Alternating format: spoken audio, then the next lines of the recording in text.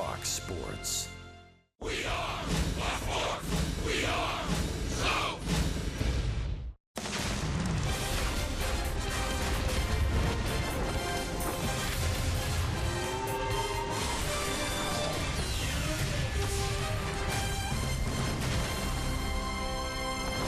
Well, can't wait to say a Rocky Mountain bye and good riddance to Denver, Colorado, for Coors Field has not been friendly at all to the Atlanta Braves the last couple of years. The losing streak in Denver stands at 9. Perhaps today's the day the Braves will break out of it as we wrap up a 4-game series on a beautiful day for baseball. Hi again, friends. Joe and Chip, welcome to the ballpark. Another one got away from Atlanta last night, and if there's been one continuing and troubling trend for the Braves, Joe, after the break, it's been the big inning. Atlanta has not been able to slow down the opposing team offenses. No, and if they want to win today, they've got to stay away from a big inning. And sometimes it seems like the walks always get a big inning started. That's been the case here in Colorado because they've got so many thumpers and hit a lot of home runs. But take a look, dating back to the last series at home with the Rockies and since the All-Star break, look at all these big innings that have been very costly to the Braves, and you can see the 6th inning has been a crusher here at Coors Field in this series already. And it's the part that hurts the most is the fact that the Braves have been close every time this seems to happen. They've either had a 1 or 2 run lead, and the game gets flip-flopped. So that's been a big problem for Atlanta recently. And that's an excellent segue into today's starting pitcher, Terrell Jenkins, because that's exactly what happened to him in his last start against the Reds. He pitched great, 6 innings, had a 4-2 lead in the 9th inning, but the bullpen let it get away. Yeah, I don't know anybody that's made their first 3 starts in the big leagues and had to pitch in Philadelphia, Cincinnati, and now Coors Field. He's really had it handed to him in terms of a challenge in the first 2 to go against the Reds and the Phillies, but he's handled it. He's had a lot of poise, pitched with a lot of maturity. He's got good stuff. There are the numbers in his first 2 starts. I look for a big outing from him today. And Kelsey Winkert's on our broadcast team as always here in Denver. And Kelsey, it's exciting to see Terrell Jenkins. I'm sure he's ready for the Coors Field Challenge today. He's ready, and Joe said it best. He has had a rough start, 3 really hard parks to start pitching in. And I asked him, is there anything you've learned the past 3 days watching these other guys pitched in here? He told me that you have to finish your pitches, you have to establish hard in, and you have to consistently work in your changeup so they're not hunting your fastball all day. He said this park is going to play how it's going to play. You have to execute, and you have to keep them off balance. And he told me a little bit more about what he thinks he needs to do to be successful overall. Just continue to do what I've been doing. Cut down the walks a little bit and just be more efficient, not work so hard to get through the first couple innings. But other than that, I can't complain. These are big league hitters, and you know, I haven't had much experience, but I got a lot of guys behind me supporting me and helping me out, and I'm excited. So Tyrell looks to build off of his early success in Denver. Game 4 is next, and Chip and Joe will take it back with first pitch right next. Atlanta Braves baseball is presented by Academy Sports and Outdoors. Right stuff, low price, every day.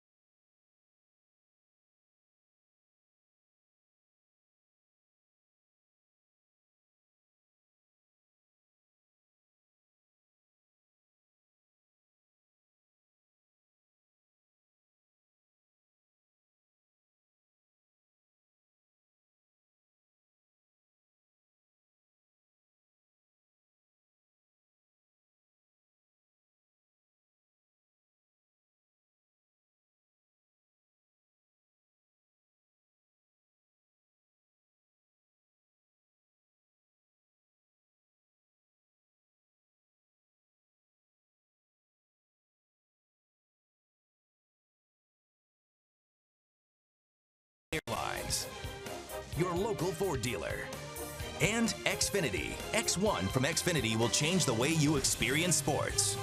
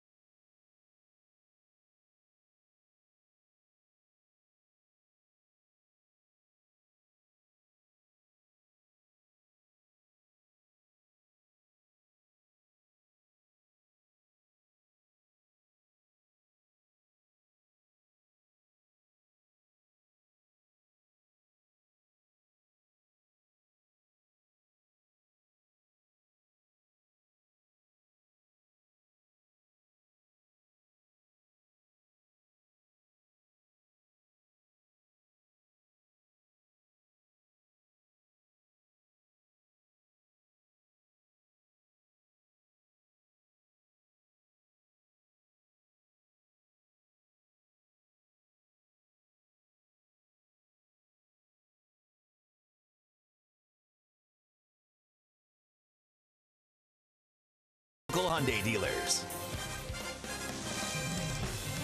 It's a beautiful day here in Denver, Colorado. Hopefully the Braves can escape with 1 out of 4 in this series with the Rockies. Coors Field has not been the hitter's paradise it was labeled to be for the Atlanta Ball Club. Atlanta scored just 22 runs in their last 9 games here in the Mile High City. So hopefully that's going to turn around for Terrell Jenkins, who's got the ball for the Braves here in the series wrap-up. The Rockies got back to 500. They're 24-24 on their home field, that is. And here's how Walt Weiss has them lined up in their wrap-up for the homestand. Ryan Rayburn, Charlie Blackmon, Carlos Gonzalez left to right in the outfield, Reynolds, LeMahieu, Story, and Arenado. Boy, those two sluggers on the left side of the infield are impressive. And Nick Hundley is back in harness. He'll catch the pitches thrown by Tyler Chatwood.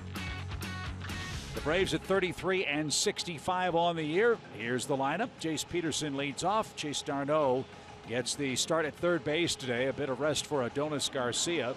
Freeman, Markakis, and Francoeur, and Ciarte, AJ, Ibar, and Terrell Jenkins hits ninth. I was just looking ahead, Chip, at this schedule for the Colorado Rockies. Boy, they have a gauntlet facing them in August. When they get finished with the Braves here today, they go on the road to Baltimore and the Mets, and then they come home, and through the month of August they've got the Dodgers, Miami, Texas, the Cubs, home and home with Washington, the Dodgers right at the end of the month. If they're going to stay in this race, they've got their work cut out for them in the month of August. And as far as the race is concerned, the Rockies are 7 behind Miami for the second wild card. As you said, they will play them head to head. But they can't worry about the Marlins. They got to worry about getting Tyler Chatwood back in good graces here on his home mound. Well, the Braves may be catching him at just the right time. He's coming back from a DL stint where he had a mid-back strain, and his last 4 starts have been anything but pretty. 7.4 walks over a per 9 innings over those 4 starts. It's been pretty ugly for a guy who's out of Redlands, California, 6'1", 185. He's in his 5th year in the big leagues. A former second-round pick by the Angels back in '08. He's got a low 90s fastball, slider, and curve. And you talk about a man that has battled injury and is a persistent customer, much like Tyler Anderson last night. Tyler Chatwood's had Tommy John surgery twice, including once as a high school pitcher. And he missed almost all of last season coming back from that surgical procedure.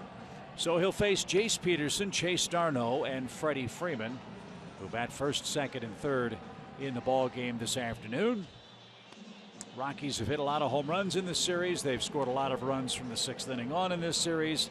Let's see if Atlanta can pile up a big lead and head into the off day with a victory here in Denver, Colorado. As we said, perfect day for baseball. We've had some intermittent rain showers during our stay here in Denver this week, but looks like a perfect day today. Last 9 games at Coors Field with the Rockies. We've already told you the Braves are looking for the first win over that stretch. Outscored in the run department by 6.8 to 2.9 average starters ERA. That's a huge difference. This Braves starting ERA at 7.31 due largely to a lot of long balls. You can see outscored by a huge number in those 9 games. Try to keep the ball in the ballpark today and don't walk anybody. And Jace Peterson's going to go to work for Atlanta here in the first. Jace 1 for 11 so far in the series and batting .267 for the year. You might have a pretty good idea of Chatwood's stuff very early on. He's a ground ball guy, and if he gets the ball on the ground, he's got a chance for a lot of success. And that's outside, ball 2. Now he's up among the league leaders in ground ball percentage, 58% of his outs. And 3 straight pitches up. All up.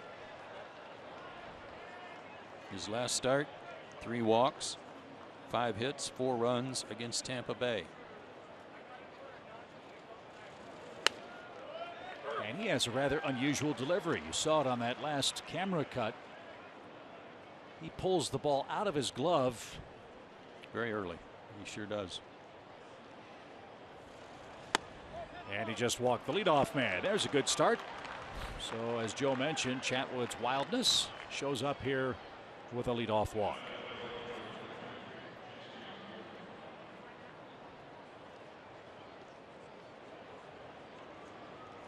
Chase Darno gets the start at third base. Nothing wrong with Adonis Garcia, but he's played almost every day for the last 4 weeks. And with the day game after the night game today, a day off in Minnesota tomorrow, chance to get him a little extra rest. Here in the hot days of July, runner goes, the pitch high, throw to second is on the money and in time. And Jace Peterson wants a review at second, but he's thrown out trying to steal. 1 out.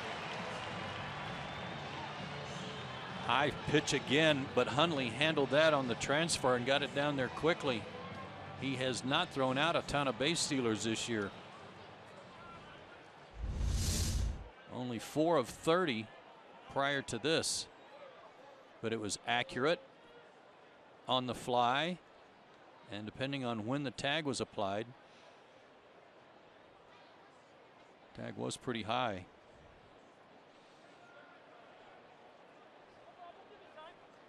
Yeah, tagged him on the belt.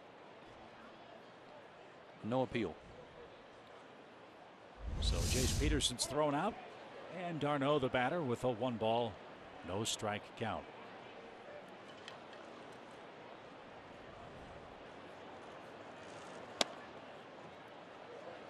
Like some of the Rockies have gone kind of white shoe day here. Arenado, Story, Gonzalez. Pretty flashy.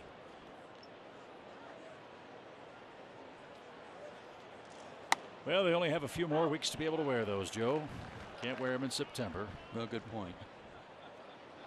Making a statement today, though. 2 balls and a strike.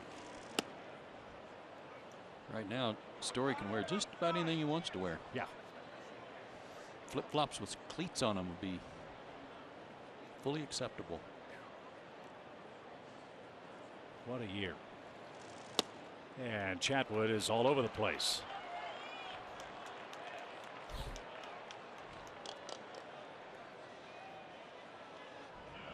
I can't remember a major league starter having as dramatic home road splits as Tyler Chatwood is featuring for the Rockies.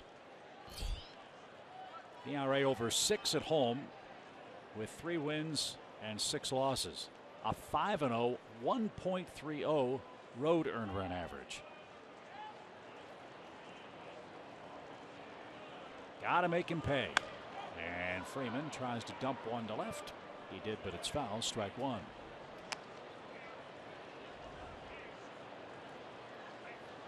There are those splits. 183 average against him on the road. So his numbers here kind of like what the Braves starters go through.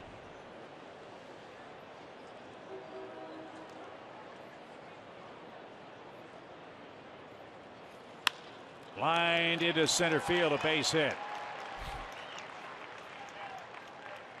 So Freeman has his 4th hit of the series. He's now 6 for 9 against Chatwood in his career. And the Braves threaten in the first with 2 on and 1 out. Chatwood has a 28-28 major league record. So the injury bug that has slowed him down quite often, as you said, Chip. The only thing that's really holding him back, he's got good stuff.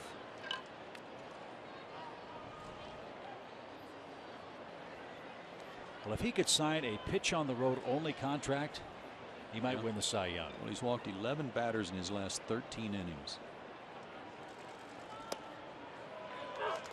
Got ahead of Markakis, who with a shake of his head didn't like the call. Right guy at the right time for Atlanta here. Nick with a 6-game hitting streak and 48 RBIs. Put enough runs on the board early, you don't have to worry about a big inning. Hopefully the Braves can have a big one.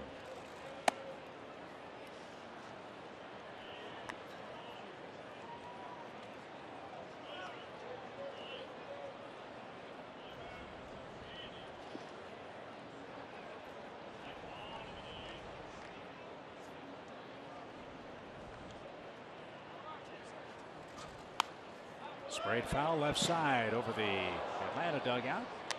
And now the count to Markakis is a ball and 2 strikes.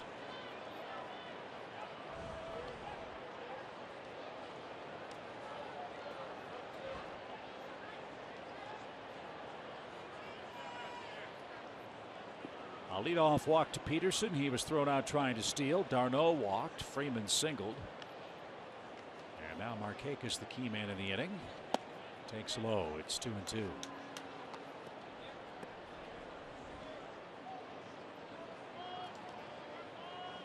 Gentle breeze blowing in from left as Tyrell Jenkins awaits his turn to pitch here in the opening inning. 2-2 count.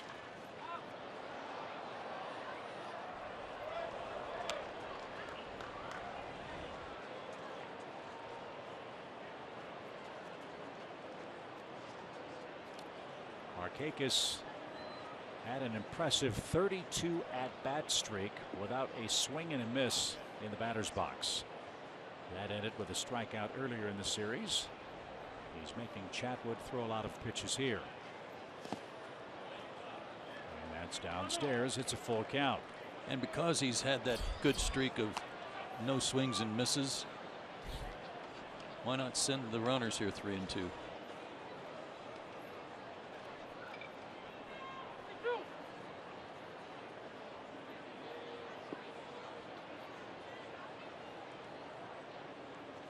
Darno and Freeman lead.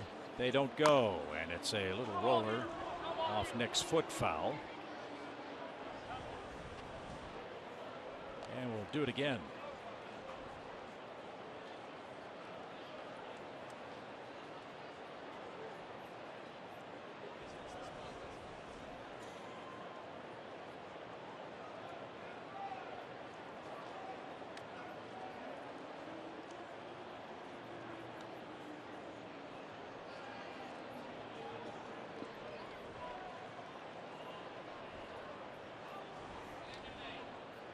Eighth pitch of this at bat. And Markakis didn't get it. Didn't expect that. No. But 2 are out. Brian Snitker electing not to send the runners probably saved a double play, especially with the location of that pitch.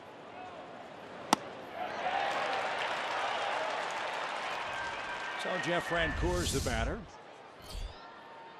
Jeff at 251 now, 5 homers, 26 knocked in.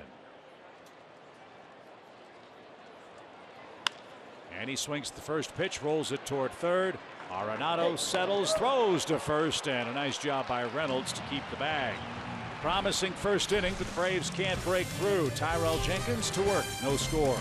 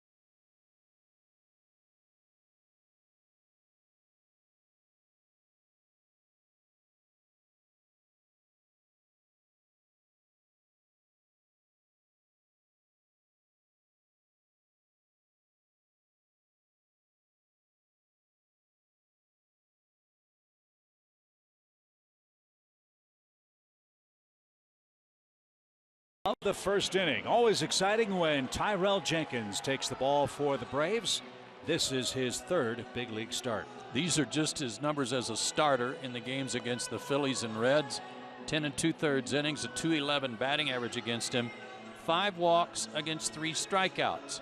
For the season, he has 11 walks against 9 strikeouts. So his walk to K ratio needs to be a little better today, especially in this ballpark and in hitters' counts. As we keep saying, you got to pitch backwards. You've got to go to your secondary stuff when you get into those 2-0, 3-1 type counts. And I loved your point that you made during the opening commentary about the ballparks in which Tyrell has pitched as a starter before today.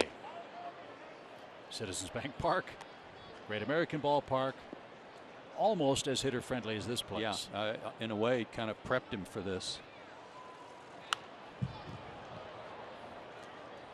So Charlie Blackmon is the Rockies leadoff man. His 14-game hitting streak and long on base streak at home all ended last night. But he's still hitting .302 with 12 homers.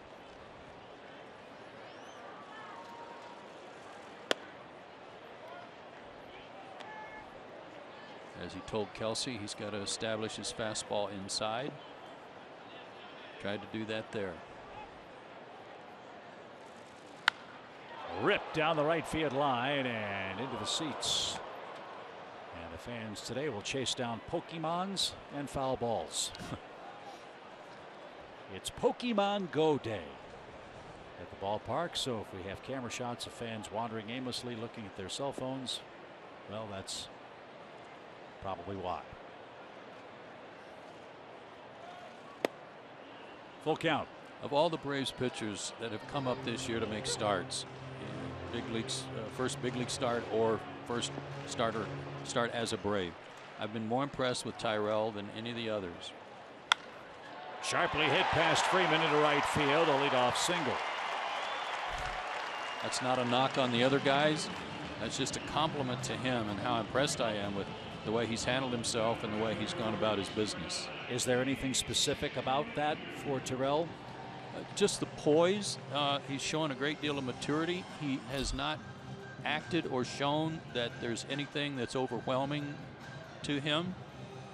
He has been, I'll say, humble, respectful of the game and his opponents. Talking just a little earlier with Kelsey, talking about how they have more experience than I do. He acknowledges that. Some guys' knees are shaking and rattling, and you can tell it by the way they pitch. You can't tell what's going through Tyrell's mind right now because he wouldn't let you know. Not while he's on the mound. DJ LeMahieu's the Colorado second baseman. And we've seen Tyrell use a very good pickoff move to help him while on the hill too. So Blackman's got to be aware of that. Eric Young, a terrific base stealer in his own right in his day as their first base coach. Runner goes. Pitch low. Throw to second is on target and late. 12th steal for Blackman.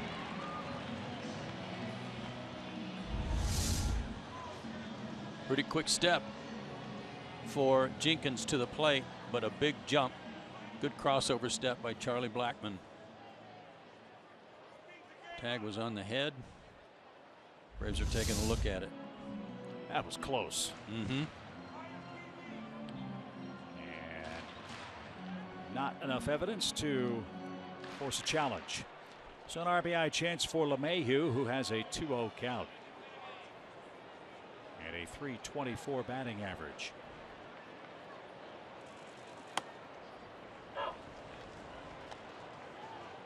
And he has the highest batting average at home of any player in the National League. .362.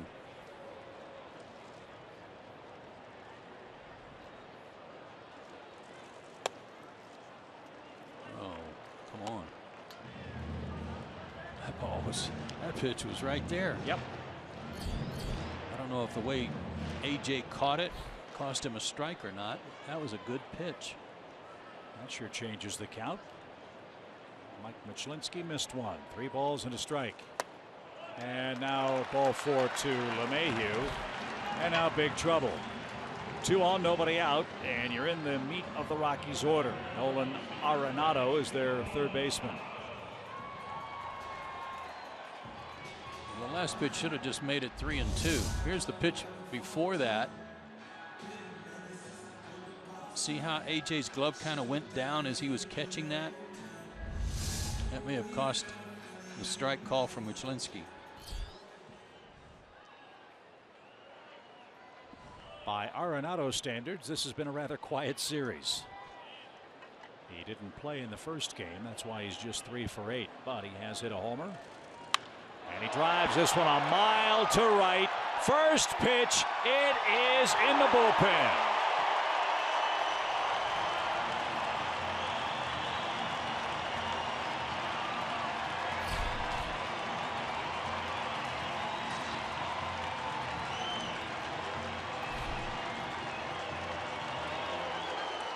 The Rockies at home love to swing early in the count, and Arenado wasted no time. He got one belt high.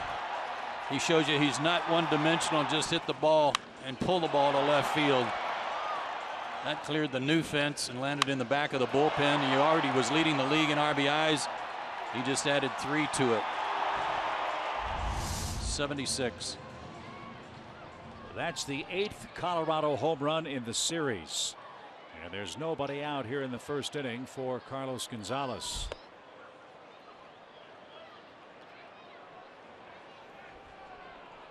.25 homers for Arenado, 20 home runs for Gonzalez, 26 homers for Story, who waits next. And this one's down the line. Terrell's got it and gets his man at first. 1 out. And here's Story, who had the game of his life last night.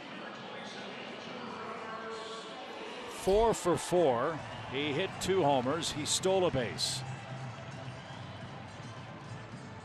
And Trevor Story, at the ripe old age of 23 years old, is the youngest to do that.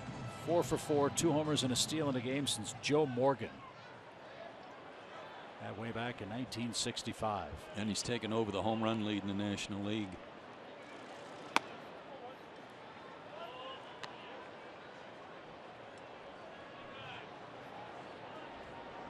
.3-0 Colorado. A hit, a walk, and a homer. Another shot toward the gap in right center field. That one's going to bounce to the wall. Story is 5 for his last 5 in the series. That's his 21st double.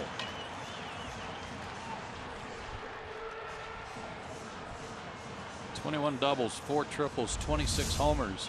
Again, another shot to right center. Fastball down, knee high. But it was down, and he didn't try to pull it either. Blistering line drive. Man, these guys can hit. I don't know what Tampa Bay was doing right. They struck out 27 Rockies in the last 2 games of that series. Yeah, including 15 in the last game. Rockies lost 2 out of 3 to a Tampa club that had gone 5-25 in their previous 30. It's a funny thing about baseball. Anybody can beat anybody else on any given day. But that's not been the case for Atlanta in this park.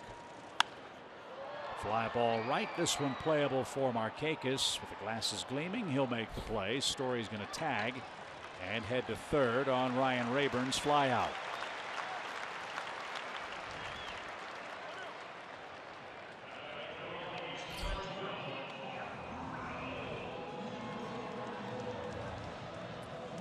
If you recall, in his last start in Cincinnati on the 19th, this happened to Tyrell Jenkins, only it was a 2-run homer by Jay Bruce. Fell behind early. Braves were able to come back, tie it up, and actually give him the lead that the bullpen gave up later. So maybe he can do the same thing he did in Cincinnati, and that's settle down and blank the Rockies, give his team a chance to catch up. Well, they have the right pitcher, as you said, opposing the Atlanta offense. Chatwood has not been very good on his home mound. Atlanta's going to get base runners. It's what they do. As we saw in the top of the first, they weren't able to do anything with it.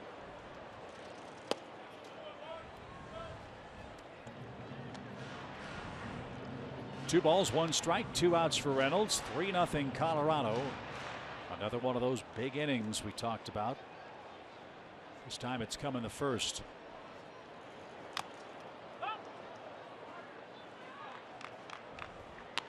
And now 2-2. Reynolds has hit a home run in this series. It was a mammoth 484-footer. Second longest home run hit in the big leagues this year.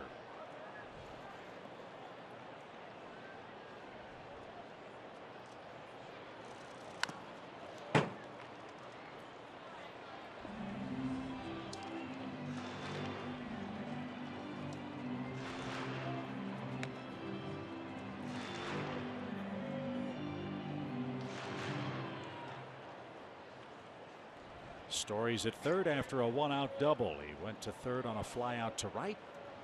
And now Tyrell Jenkins is a strike away from sending it to the second.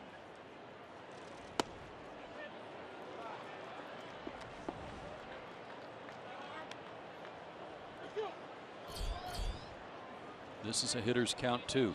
3-2. I know you don't want to walk another guy, but don't give in. And he lost him.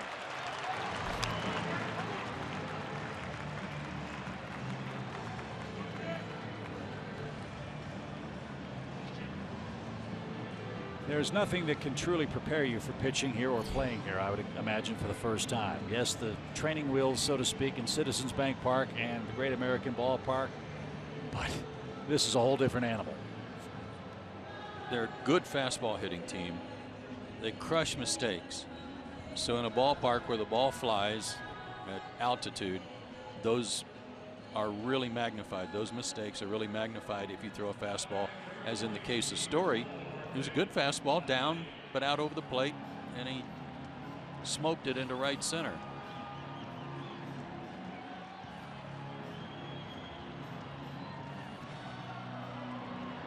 So runners are at the corners for Colorado. What's AJ doing? Oh, AJ's trying to get Darno's attention. Quit gabbing with Story.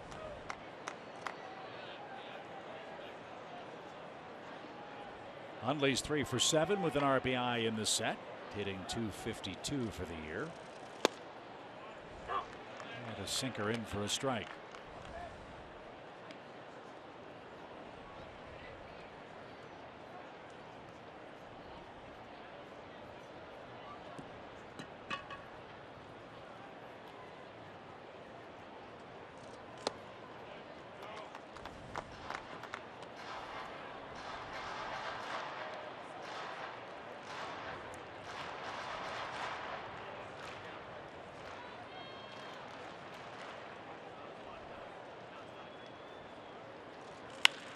Base hit to left. It's 4-0. Second RBI of the series for Hundley, and Colorado will bat around here in the opening inning.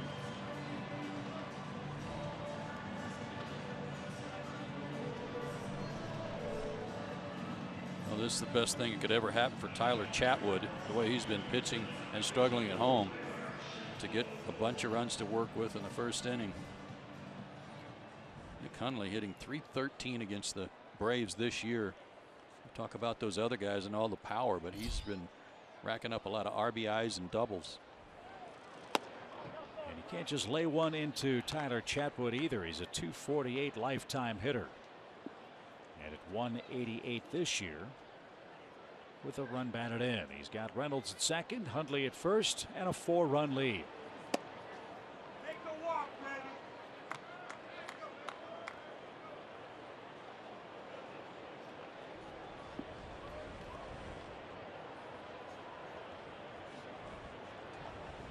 Already have action in the bullpen.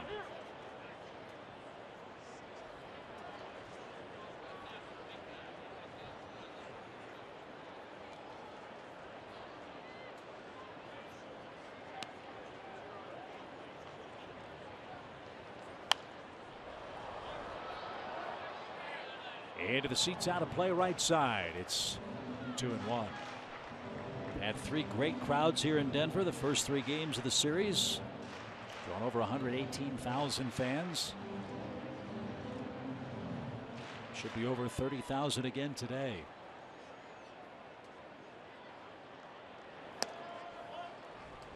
And now he's gone 3-1 to the pitcher.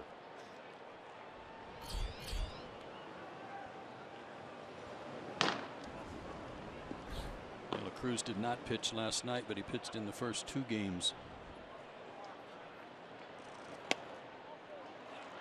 And it's another walk. 3 walks in the first inning. And now Charlie Blackmon is up with the bases loaded and 2 outs.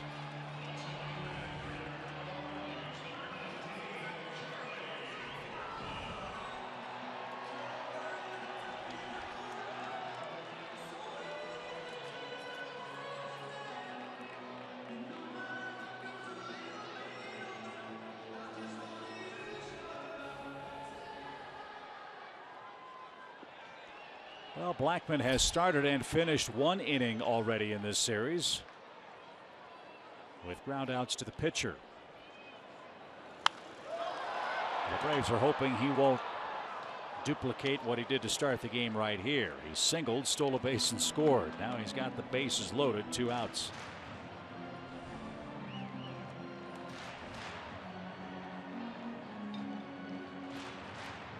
.34 first inning pitches.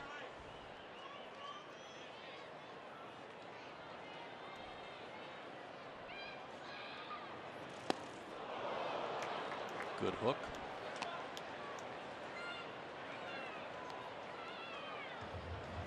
Not much question what Charlie was doing his first time up. He pulled 2 or 3 balls hard, foul, got a single to right, and was trying to make this an 8-run inning with that swing.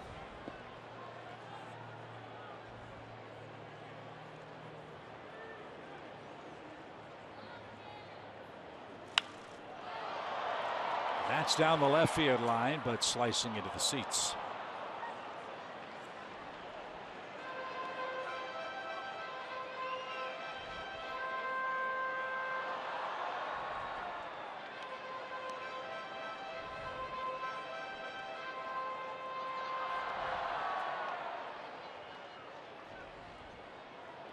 Reynolds at third, Hundley at second, Chatwood at first. Nolan Arenado with a 3-run homer, the big blow in the inning. And a swing and a miss will retire the side. Colorado sends 10 to the plate. 4 of them score. Nolan Arenado, having another great year, has hit his 25th homer. It's 4-0 Rockies after 1 inning.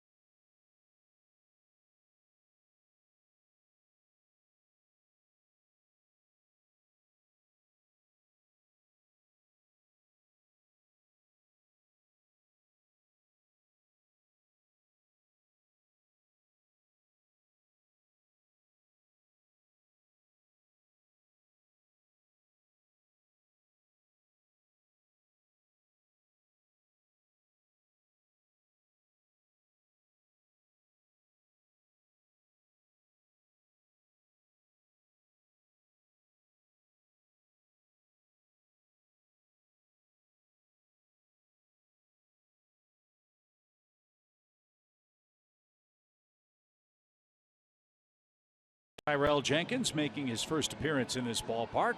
So he's gotten that out of the way. And as Joe has said, Tyler Chatwood gives up a lot of runs in his home park. And maybe the Braves have the right guy up at the right time on our Georgia lottery hitting the jackpot. Well, at least in this inning, it's like having Ender as a leadoff man to start the game. And he's had great luck here in this ballpark. The bottom line for the Braves now going forward, as I said, they're going to get base runners against Chatwood. It's what they do with them. The Braves have left 13 men on base in scoring position in the first 3 games of this series plus 1 inning.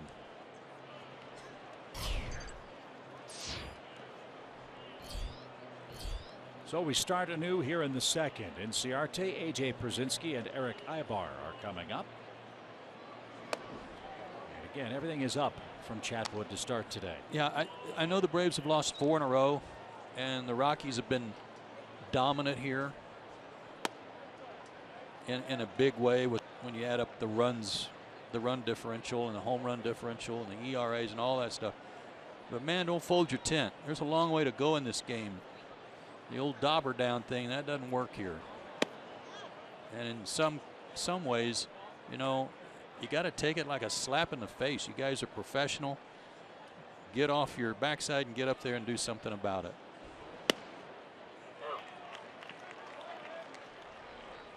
Three balls and a strike for Inciarte, who's got a hit in 11 of his last 12 games. And Chatwood just cannot stand prosperity. This is unbelievable. That's his 3rd walk.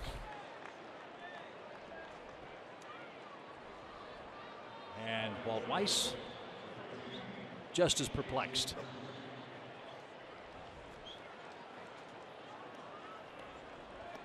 Well, we've said it all series long when the Braves are in the field. Walks usually lead to big innings. Right.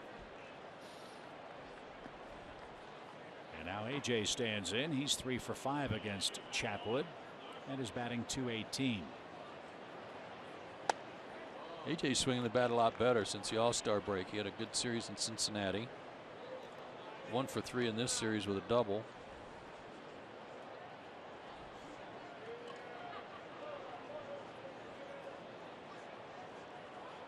Colorado has a shift on for him.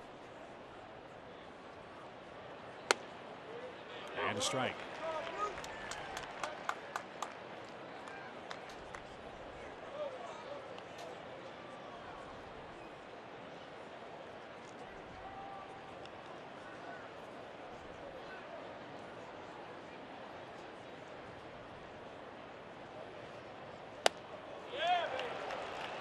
Up and out of the strike zone. AJ couldn't lay off.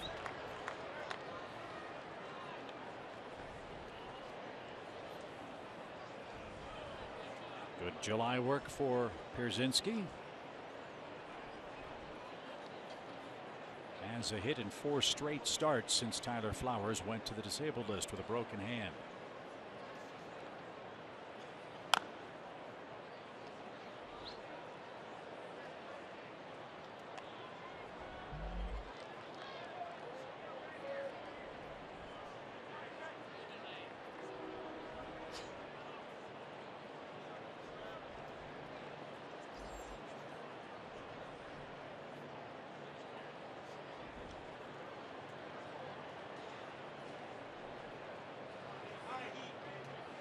Enciarte's running, and AJ keeps the at-bat alive. This is one of those ballparks, doesn't have much foul territory, and the dugouts come very close to almost being behind home plate, if you will. They run way deep into the stands behind home plate. So the backstop protects only those people right behind home plate. If you're sitting behind the dugout, you're no more than about 40 feet from home plate, and you're in trouble. Broken bat, little pop, and a great catch by Story.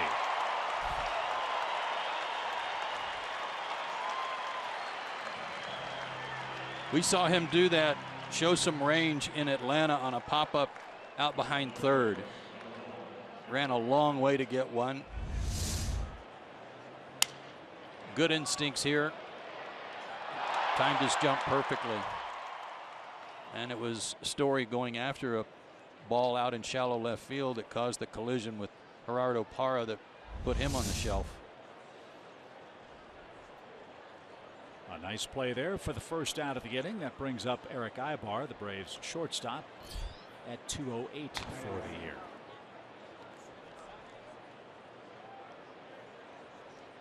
Oh for 6 in this series. And after a brief uptick in production, Eric's in the middle of another really bad offensive rut.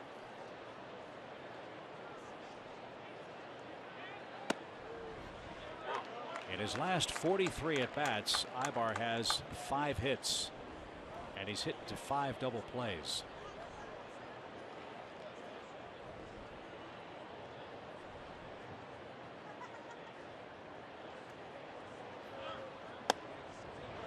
Enciarte started, slammed on the brakes, and Ibar didn't get it. 0-2. Again, a pitch up and out of the strike zone. Eric's a veteran player. He's kind of looking down at Enciarte, who bluffed going. It was almost like he was hacking at that pitch to protect him if he was stealing. So Ibar got fooled too, and now he's 0-2.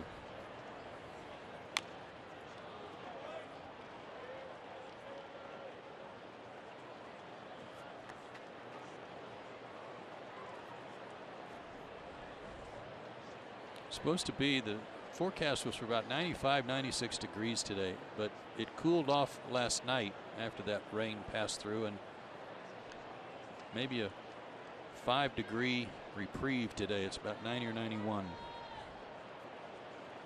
And that breeze is picking up. Now the runner goes. It bounces away from Hundley, and no chance to get Enciarte, who's in safely at second. And the count 1 ball 2 strikes. That's 11 swipes for Ender.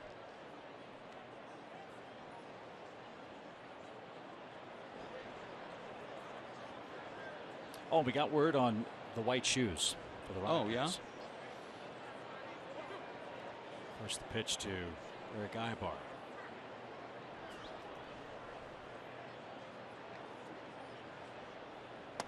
And that's upstairs. You've got Arenado, you've got Story, you've got Gonzalez, all wearing the white shoes. Those are Ken Griffey Jr. model shoes. Oh, cool. And that honors Ken Griffey Jr. going into the Hall of Fame today. That's great.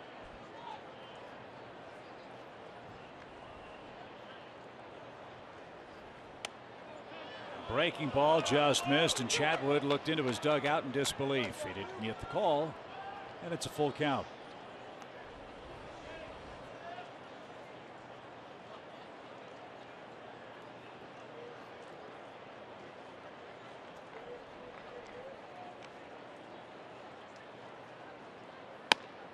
Ball 4. That is 4 walks.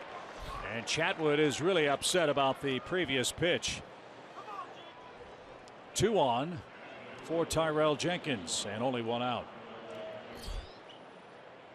When you think about these guys that are wearing those shoes to honor Griffey, their age is just about right for when he was in his heyday, and they were young little leaguers who idolized him.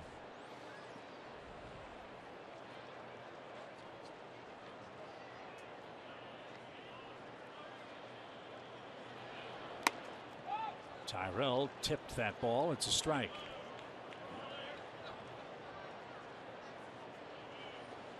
We have played 1 full inning, 1 out here in the second, and we have seen 7 walks in the game.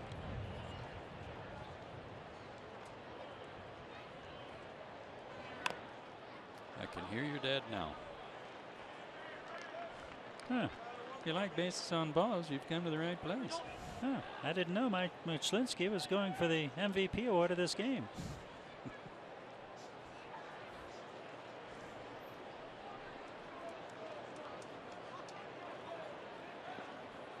Oh, and 2.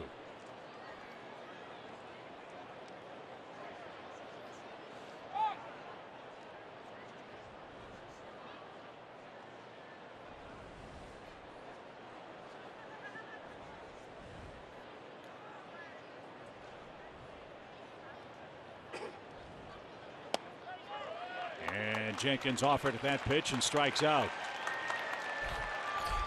So Tyrell can't help himself in the second. The inning moves to the top, and Jace Peterson.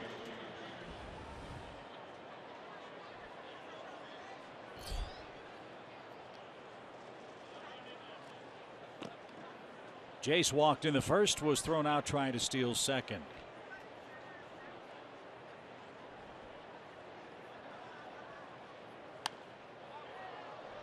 He put a charge in a ball here the other night and hit a long home run into the second deck in right field. It was off Jason Mott. Colorado, though, eventually held on and won the game by a 4-3 final score.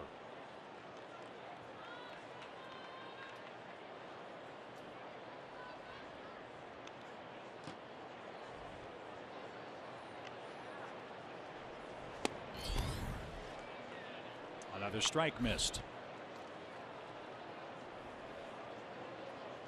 Be patient. I mean, he's not making pitches that make you want, that lure you into wanting to swing. He's missing that badly. So when he throws a strike, chances are good it's going to be right in the middle of that square somewhere, that rectangle. And the way it's gone, it's going to be called a ball. Yeah, good chance.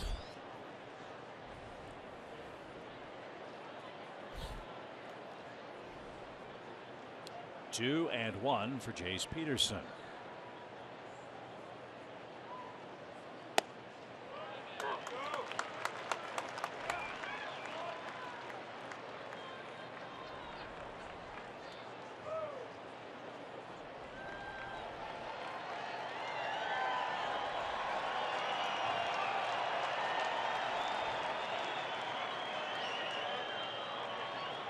Enciarte was moving with the pitch. Peterson didn't get the slider, and the Braves strand another pair of runners, another one in scoring position as well. It's 4-0.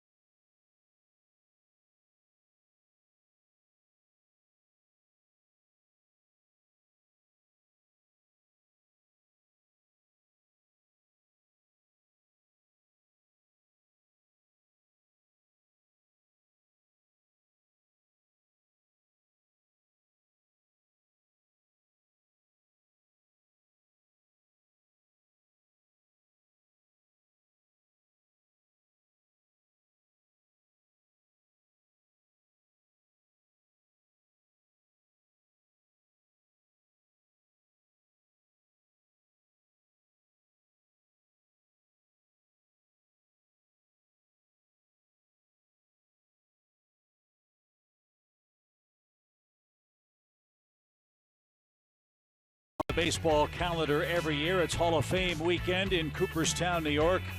And two of the game's greats were inducted today. Ken Griffey Jr. of the Seattle Mariners and Mike Piazza, who starred for so many years with the Dodgers and the New York Mets. Both very worthy inductees. Both apparently made great speeches, and both are Synovus Greatness Made Here features. Take a look at some of these numbers. I had the great fortune of being in Seattle when Ken Griffey Jr. broke in, so I got to see a lot of his early years. 10 Gold Gloves, 13-time All-Star, and Mike Piazza, I wasn't aware that he had a career batting average of .308. That is incredible. Both very deserving, as you said. What's it going to take for someone to be a unanimous selection? I mean, no kidding. Who didn't vote for him? What bonehead didn't vote for Ken Griffey Jr.? Take his right away. He doesn't get to vote anymore. I'm going to make a prediction right now. I'll bet you Derek Jeter's the first. Okay. He deserves it. But what a clown. To second. And the throw to first is in time. A couple of years ago, I think it might have been Maddox. Some guy said, I'm not going to vote for Maddox because no one deserves to go in on the first ballot. Why not? I mean, you're making a comment right there saying that you are not objective in your view. Well, last time I checked, and I may be wrong, I don't think on anybody's plaque it says win it on the first ballot or the fourth ballot or however many they're eligible for. But if you didn't vote for Junior, you ought to have your voting privileges removed. Griffey, the first #1 overall pick in the Hall of Fame. As this one's hit to left by Arenado. Francoeur shy of the track makes the play for the second out. And to contrast Ken Griffey Jr., who is a #1 pick. Can't say that about Mike Piazza. He was the lowest draft pick in the history of the game to be inducted. A 62nd rounder, the 1,390th overall selection. I'll throw something else out there. Why is it just baseball writers?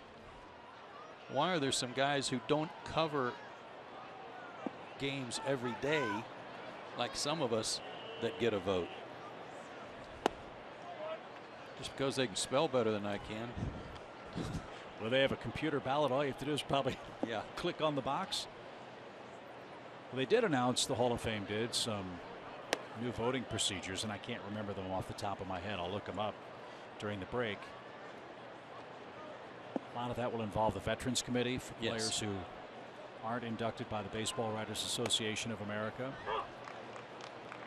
Yeah, and I know one of the amendments was that you could be active. You could still be working. You don't have to be retired among the executives.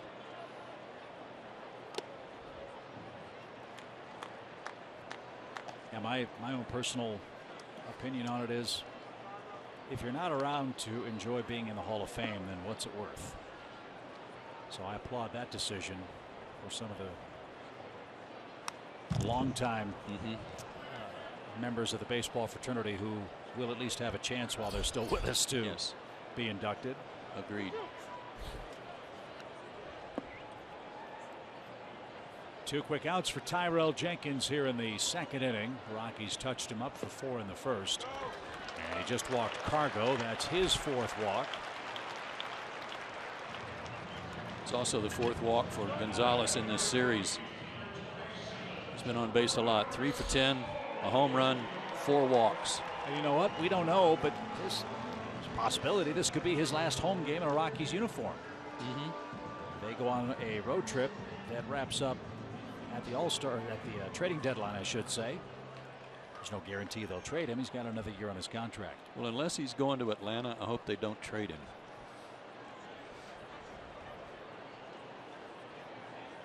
Story doubled and scored in the first. And a nice play by AJ. Mets won today. They beat Miami 3-0. Steven Matz was the starter for New York. So Terry Collins said the Mets needed to win 2 out of 3 in that big series down in South Florida. They did exactly that. And Washington's losing 10-6 in the ninth, so the Mets would pull to within 5 games of the division lead.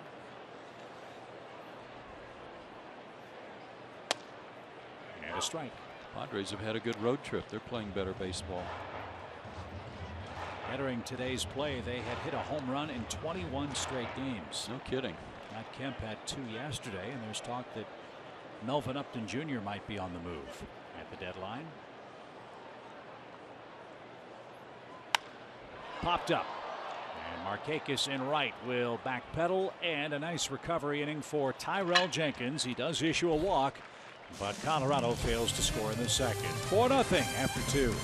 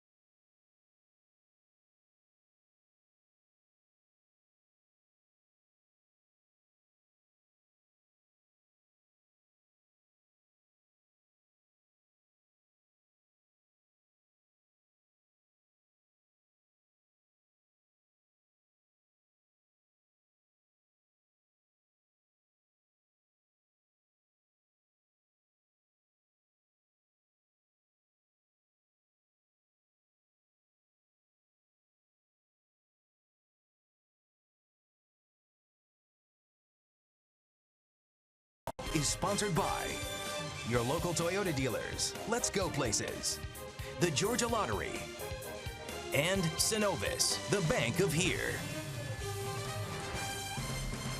It's been a walk-a-palooza so far after 2 innings. 8 combined bases on balls by today's starting pitchers. Let's see if the Braves can cash a couple more in here as d'Arnaud lays down a bunt. Arenado with a kick save and a beauty. That's a foul ball. Strike 1.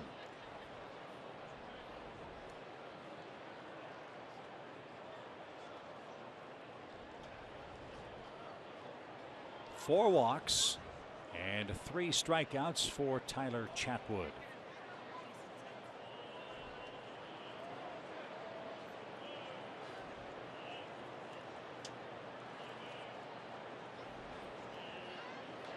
He's gotten a pop out, 1 ground out, and a runner caught stealing.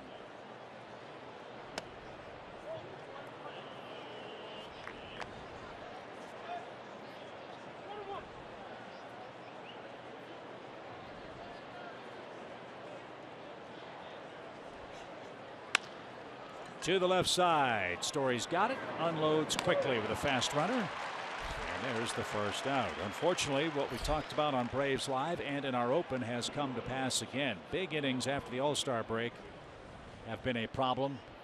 And frankly, they've been a problem all year long for Atlanta. 59 innings this year. The Atlanta club has allowed 3 or more runs. And have scored 3 or more runs in an inning fewer times than anyone else.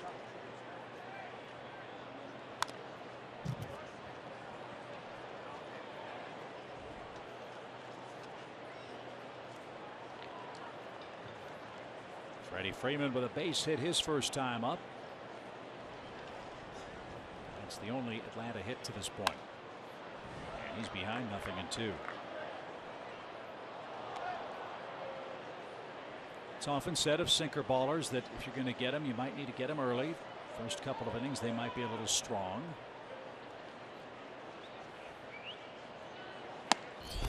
Chatwood has been living up in the strike zone today, and he has 4 of them as Freeman goes down swinging for the second out. That was his best fastball probably since he's come back from the DL. That was 96.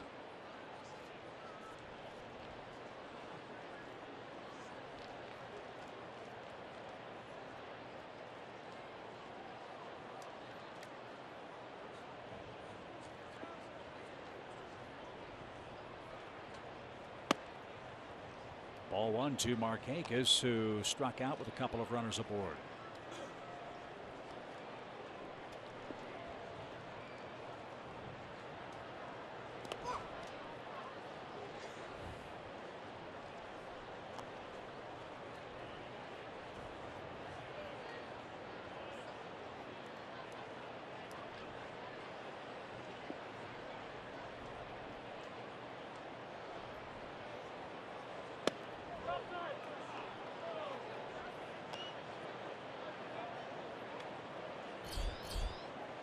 Three and 0 again.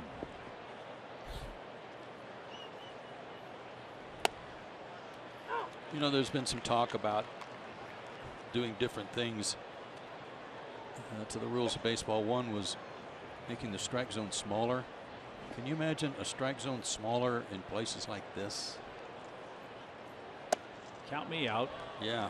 There's walk number 5. I know you can't play by different rules in different parks, but if ever there was a ballpark where the strike zone should be bigger, it's this one. That's right. And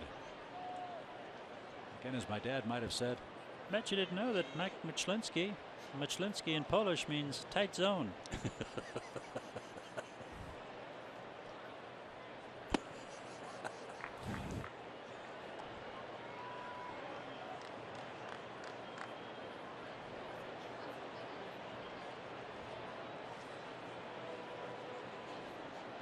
Jeff grounded out to third on the first pitch he saw today.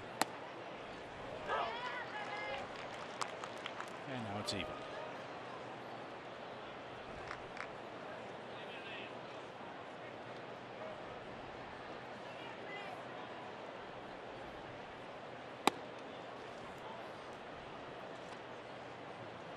I mean, he's not throwing sliders. He's throwing fastballs, and they're I know. not close. That's what's been his problem. So 5 walks today. That is 14 walks in 16 innings now. But he doesn't have this problem on the road. So is this a mental thing for Chatwood, perhaps? As a 3-1 pitch is grounded to second. Story to the bag.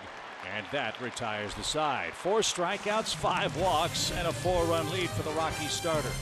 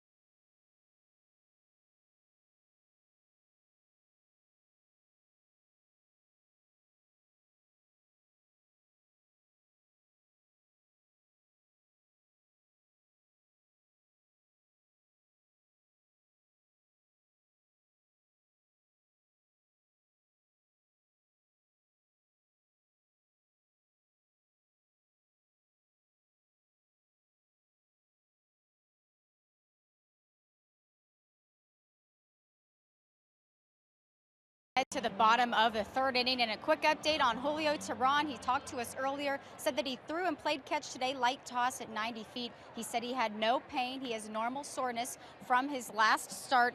He'll throw from out in a side session on Tuesday. He wants to see how it feels when he puts a little bit more velocity on it. He said he's been icing it and stretching a lot and hopes to make his next start on Thursday. Thanks, Kelsey. That's good stuff. And the one thing that he has going for him and that the Braves have the luxury of is that extra off day on Monday before his next turn comes along, so they can see how he progresses with all that work he's putting in to try to feel better. Just have to wait and see how it goes.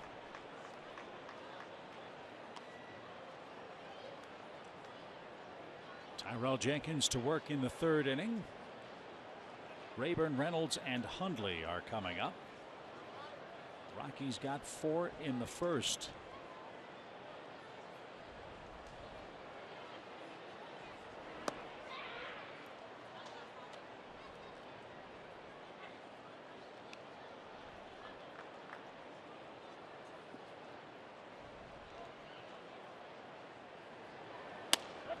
That got a corner. Good pitch. And Rayburn is struck out. That's 2 for Jenkins. Here's Reynolds.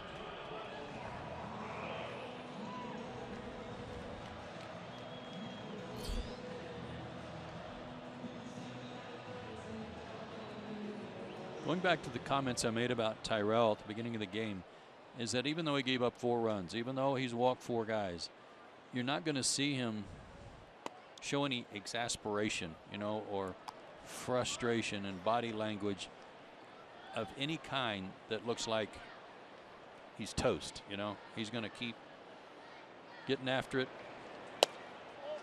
and do the best he can to pitch deeper into this ball game and give his team a chance.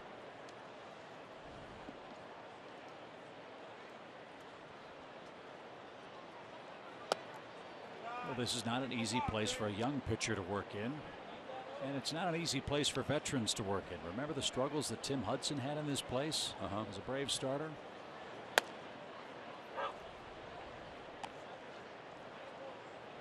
But he's pitched a little more efficiently after the 4-run first inning outburst. And he's got it full now for Mark Reynolds.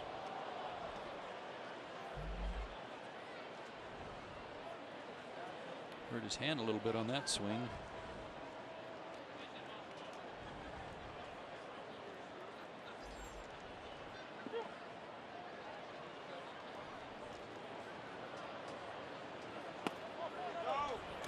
Downstairs. 5 walks for each starter.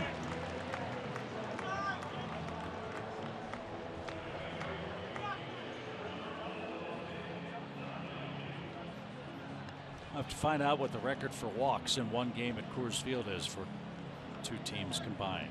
Both pitchers have thrown more balls than strikes so far. That's probably no surprise to anyone. Here's Hundley.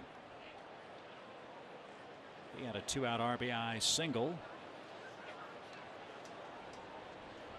23 runs batted in for the Colorado catcher. And the game in Washington has gone final now. The Padres beat Washington 10-6.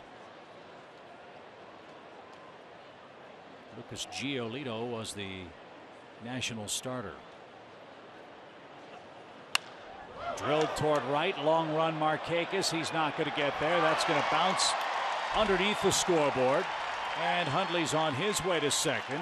And he'll stand there with a 1-out double. There at second and third for Chatwood. He is just tearing the Braves up in the bottom of the order. Another double for him. This one the other way. Fastball had a lot of the plate. Last year he hit .301 in his first year with Colorado. 10 homers, 43 RBIs, had 21 doubles. And a .339 on base percentage. So he's backing up what he did last year.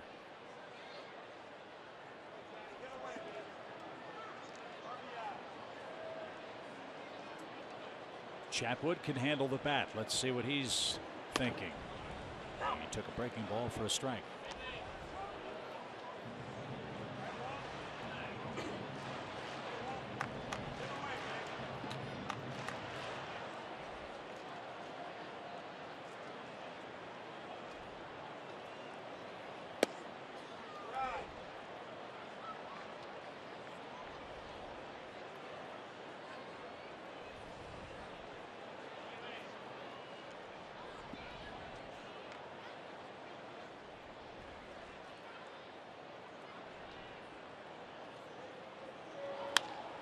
Line to second, and the flip to second late.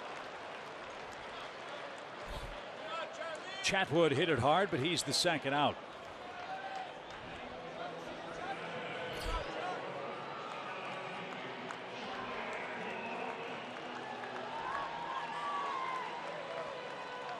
Blackman a single, a steal, a run scored, and a strikeout. If you were with us last night in that big inning that the Rockies had in the sixth, scored 5 runs. Charlie was the rally killer. Made the first out and the last out. They batted around in the first inning again today, and he had a base hit to get it started. Struck out to end it.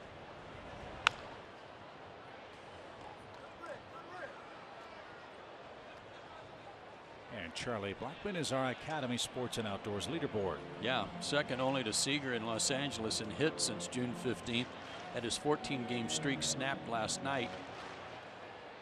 Bunch of guys in this game in that list of 7. I really like what Blackman said in the newspapers today about the trading deadline. His name has been mentioned quite a bit, and he said, I can't worry about it. A, I can't control it, and B, he said it's really just gossip at this point. I'll deal with a trade if it happens. And with the good numbers he's put up, you can see why other clubs might have an interest. He pops out to end the third inning. Tyrell Jenkins gives up a hit and a walk, but nothing else. He's hanging in there. It's 4-0 Rockies.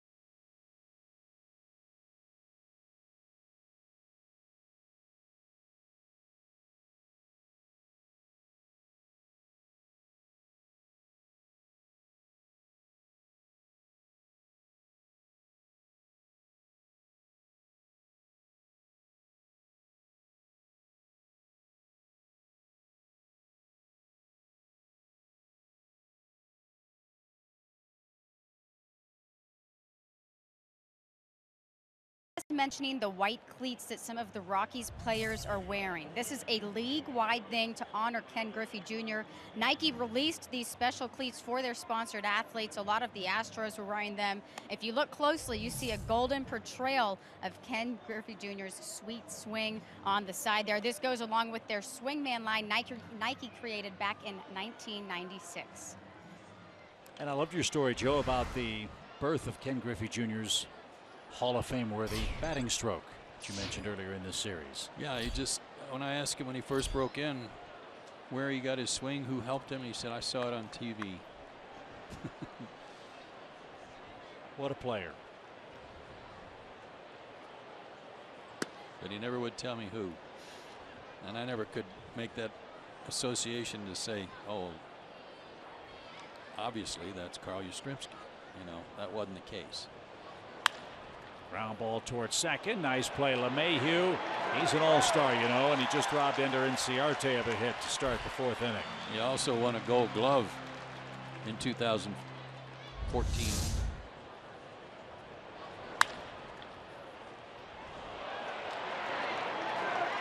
So 1 out.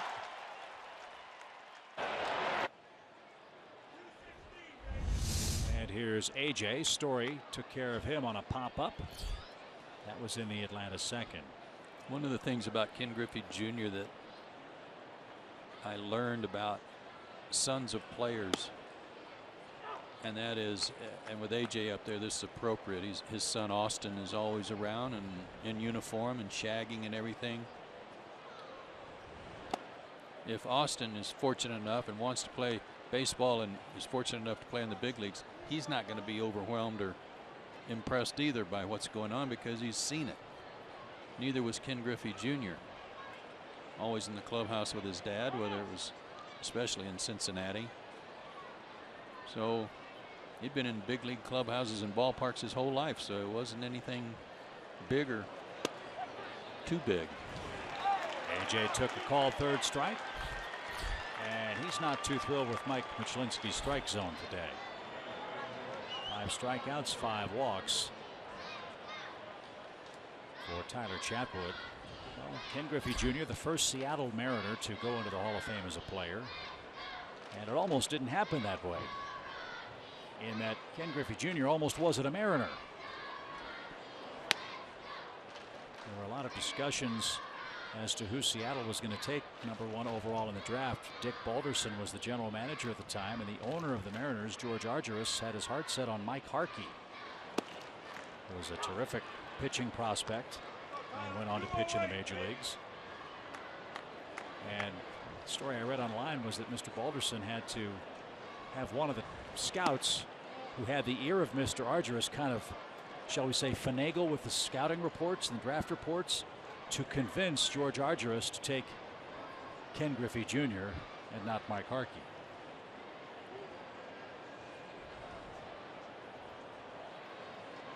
Worked out pretty well in Seattle. I'll say it's a good thing because there may not be a Seattle Mariners anymore if they hadn't taken him. And in those days, under the heading of My How Times Have Changed, it was customary that the #1 pick in the draft got $100,000 and everybody else worked down from that. So that's I think he got a little more than that. I think Junior got somewhere in the 110, 115 range maybe. It was 175. Oh, was it? It was 175. There's a picture of the scouting report, you know, his high school scouting report. Recommended draft slot 175 to 200,000, and they got him for the 175 back in the day. As Jenkins bounces to Arenado, he'll fire to first in time. Well, they way overpaid. Yeah. Junior, that was Joe. Congratulations. It's the 4th inning. It's all Colorado.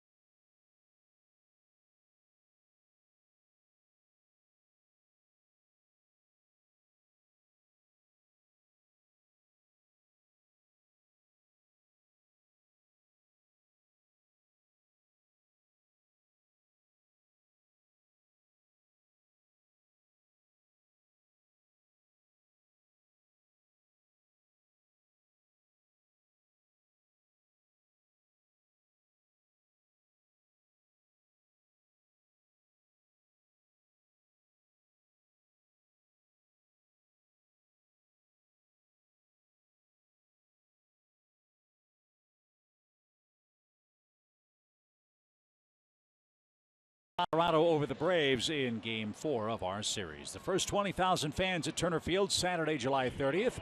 Get a 1991 Worst to First National League Championship Series replica ring. Don't miss out. Go to Braves.com/promotions and get your tickets today. Here's a flashback moment with Ken Griffey Jr. and Ken Griffey Sr. Off Kirk McCaskill. I believe it was the first inning in Anaheim. Home run for the senior. Son batting right behind him. Off Kirk McCaskill. Almost exactly the same place. Father and son go back to back. Amazing. Never happen again. DJ LeMahieu leads off and takes outside. I remember a story that junior and senior obviously very close as contemporaries in the locker room, and they would give each other ribbing like they would any other teammate. And senior after the game I think said, well, I hit it first, and junior said, yeah, but mine went farther.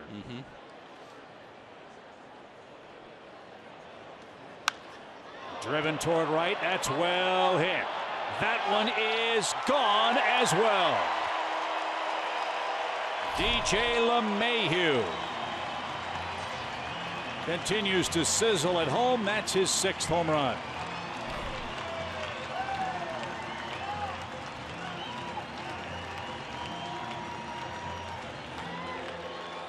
So not only can he take the ball the other way, he can hit it deep the other way. Fastball outer third. Boy, is he strong. Goodness. And the way these guys swing the bat, if you want to make it fair for the other team, might as well put a plexiglass wall from the bottom of the first deck and just bring it straight down. You have to hit it to the upper deck for it to be a home run here. I think there's probably some guys over in the gray uniforms that would vote for that. This one's hammered to center. Inciarte back. He's gone as far as he can. It's off the wall.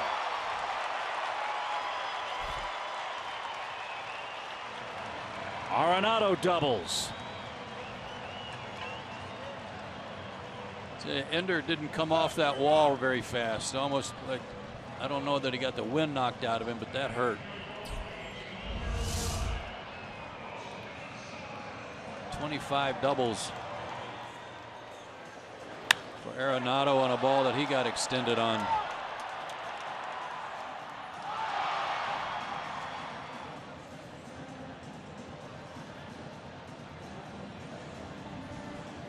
Ender appears to be okay. Braves bullpen is busy again with Cargo up. He is bounced to the mound and walked.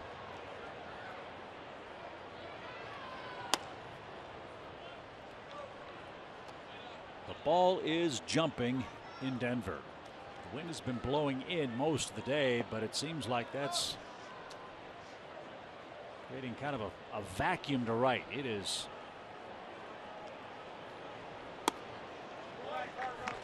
Blowing out like it's been pushed by a hurricane. Remember, I think it was Don Baylor's second tour of duty here. He talked about how pitchers have got to be ready to pitch deeper and give up more runs and have a higher ERA. Then they switched from that to a 75 pitch limit on everybody. Piggybacking? Yes. So that we're going to work quicker, I guess. I mean, come back quicker. I don't know if it was a 4-man rotation or not. That didn't work. No, and force the pitchers to throw more strikes, be aggressive in the zone. I don't know what the answer is. I really don't. Other than get a staff that's going to throw a no-hitter every game. It's going to be a challenge. But the Rockies with a 5-run lead. Talked about that earlier in the series too. Some things to help their pitching staff grow the grass thicker on the infield. Walt Weiss suggested grow it really thick in the outfield to keep balls from getting through the gaps into the wall.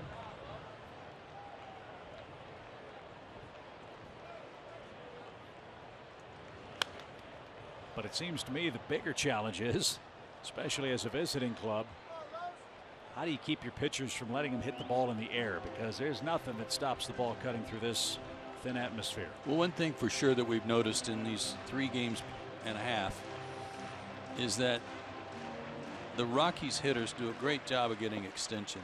They like the ball. They can handle it inside, but they like the ball out over the plate where they can get extended. Fly ball shallow center. And Ender Inciarte's there. 1 out. Gonzalez likes to stand off the plate so that he can employ that. We saw a home run hit by Arenado that went a long way. That was in. It just wasn't in far enough. Last night, Story, the last 3 balls he hit in his big night, 2 singles and a homer, were attempts by the Braves to get the ball inside by Whistler and Johnson, but they didn't come in far enough. They were actually, appeared to be strikes instead of trying to break their bat and get really in on their hands. Matt Whistler was rolling along until the wheels fell off the wagon in the 6th for him. He gave up 6 runs for the 3rd straight start. And now Story's up there with a double, a run, and a fly ball out to right.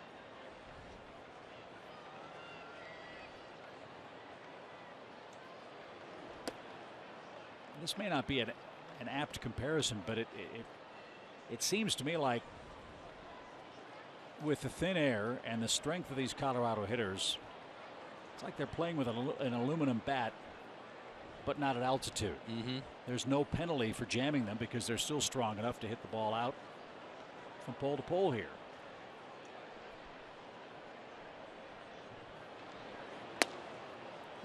I'm sure when you get used to, when you see a lot of games here, like our stat man to the stars, Sam Polis, I mean, when these balls have been hit in this series, they haven't even left the infield and he's already waving at them. He already knows because they're hit high and they carry. He's been waving a lot.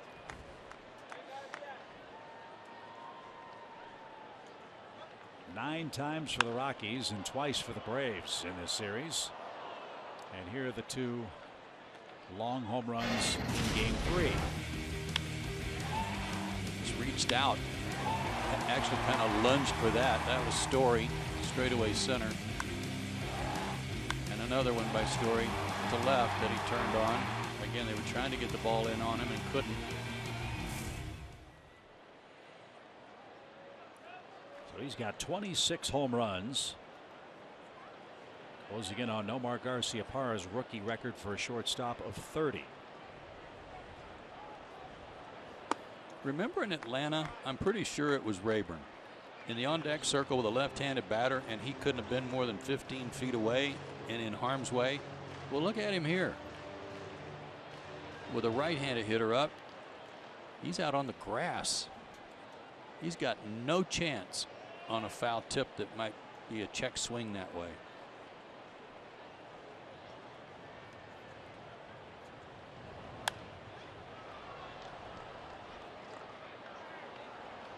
Rayburn must come from a long line of old-time photographers in baseball history. Good point.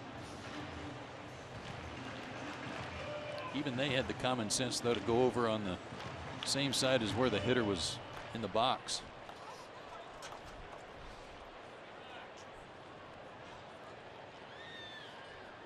Two balls, 2 strikes. You're going to get up there soon enough.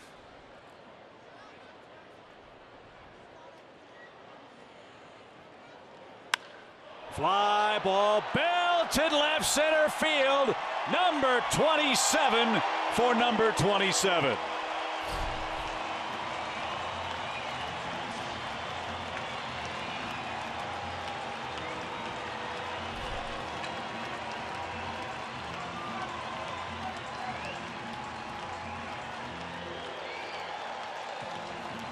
What a swing.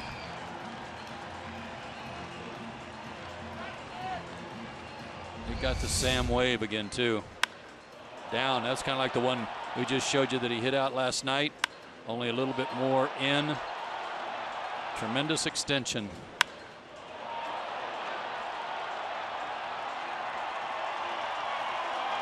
I love the song Fireball by Pitbull, but I'm getting sick of it. We might need some of the other kind of fireball if this keeps up. It's 7-0. We're in the fourth.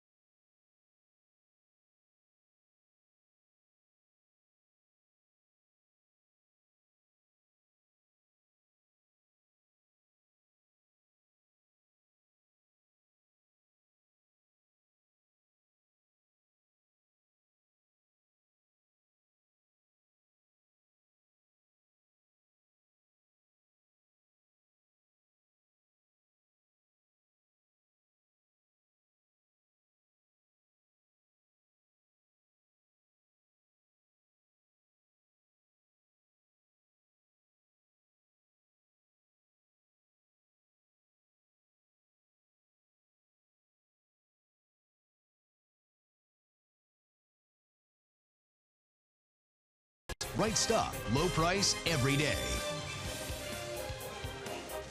Colorado 7, Atlanta nothing. The Rockies have hit 3 home runs. Trevor Story has hit 4 home runs in this series, 9 in his last 14 games.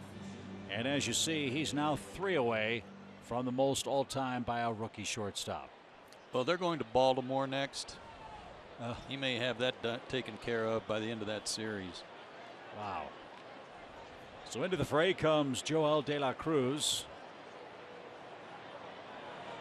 And no, he wasn't dragged kicking and screaming out of the bullpen. But you could understand if it was the case. 7 runs on 8 hits for Colorado.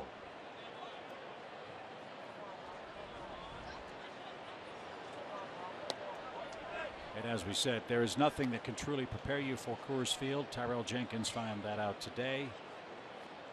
3 1/3 innings, 5 walks, 3 homers, and 7 runs. You know, when Denver was awarded a franchise, I had been here. I didn't play here in the minor leagues, but I'd been here observing, watching, actually broadcasting some games in AAA at Mile High Stadium. And I remember thinking, wow, what are they going to do to account for the altitude in the big leagues? You know, players that are so much better than AAA. So I knew what the configuration of Mile High Stadium was. It was very a mile out, literally, to right field and center field, so that helped offset it a little bit. So when they built Coors Field, I wondered the same thing. And honestly, when I saw the dimensions, I thought, okay, well that seems legit. 350 down the right field line, 347 down the line and left, 390. What is that in left center? 390 and 415 to center. When I saw 375 to right center, I thought that was kind of a joke, and it was and still kind of is. But everything else seemed okay. It's been enlarged beyond what normal major league dimensions are, and it's still not enough. No.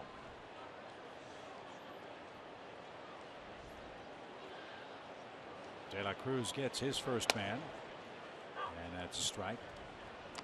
We haven't seen a ton of home runs hit to left field in this series. Most of them have been to right and into the bullpens where that new fence has been installed. But we were talking about maybe extend that fence all the way around from foul pole to foul pole to try to take away some of those home runs of the line drive variety. But there haven't been many that have gone 2 feet over the fence and right. I mean, they've been 30, 40 feet over that fence. I think the same thing applies if you extended that all the way around. There might be one ball that went into the seats so far in this series by the Rockies that would have stayed in, and that would have been Story's home run to straightaway center last night. Everything else would have cleared it. Right.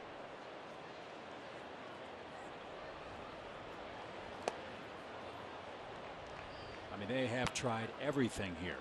The humidor, we don't hear much about that anymore, to try to make the balls less hard. Yeah, I'm assuming they still use it. Well, they need to turn it to 11 because it's it's not worked against the Rockies batsman. Popped up into right, and Markakis is there, and that retires the side. 3 more across for Colorado in the 4th. Huge series for Trevor Story.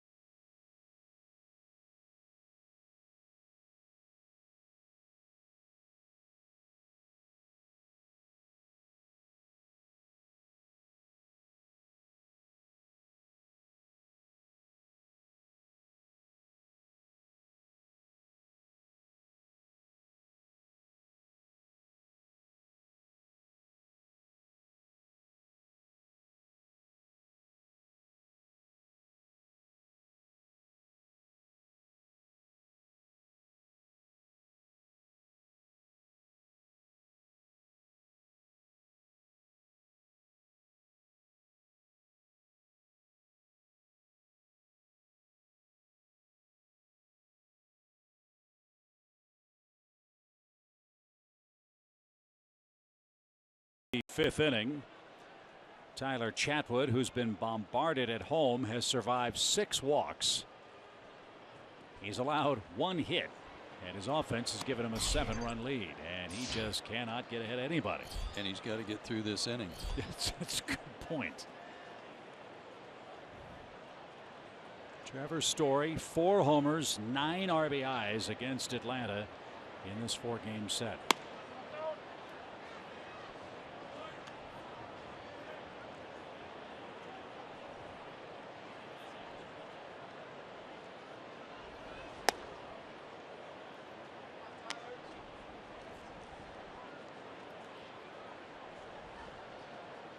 Peterson's walked and struck out.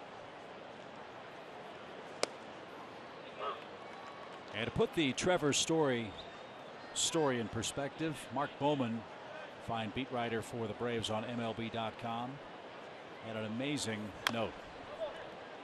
In this series, Trevor Story's hit 4 homers in 13 at-bats against the Braves. Dating back to June 11th, 2014, the last time the Braves won a game here, the Atlanta team has 5 homers in 306 at-bats. And another walk for Chatwood. This might be the worst one-hitter I've ever seen in a major league performance.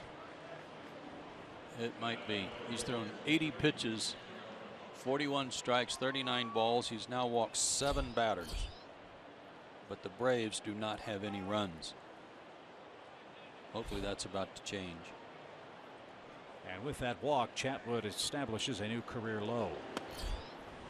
He had a 6-walk game in 2013 at Arizona. In fact, 2013 is the last time he faced the Braves because of those injuries we talked about.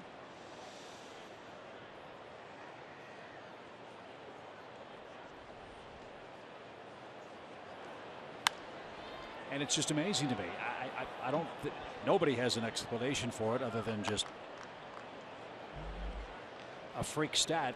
But last year the Braves scored 11 runs in 4 games in this place. How do you, against a Colorado pitching staff that, by the numbers, historically has not been very good here. I think there's a game in this losing streak where the Braves scored 11 runs and lost. That's correct. This one's hit toward right center field, but Blackman is there. Peterson back to first, 1 out. Let's face it, Chip, this Rockies team, their lineup is loaded with power. They've got home runs, tons of double-figure home runs up and down their lineup. The Braves do not. The Braves are last in the National League in home runs. They're last in runs scored.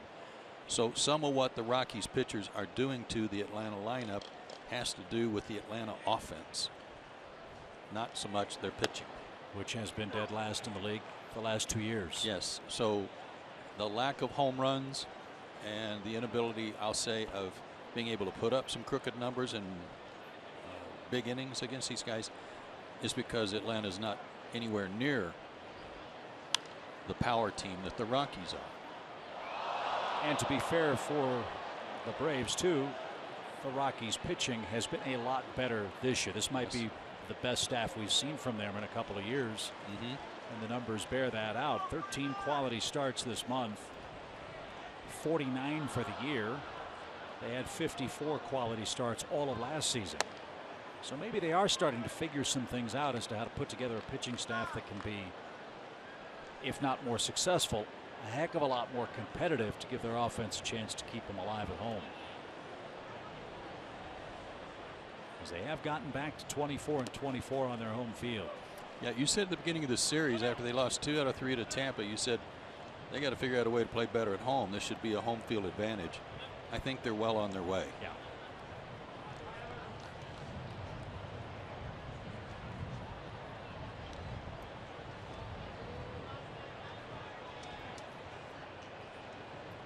Two and two for Freddie Freeman, who has the lone Braves hit. Way to go. Yep. And Freddie Freeman is rung up on a check swing.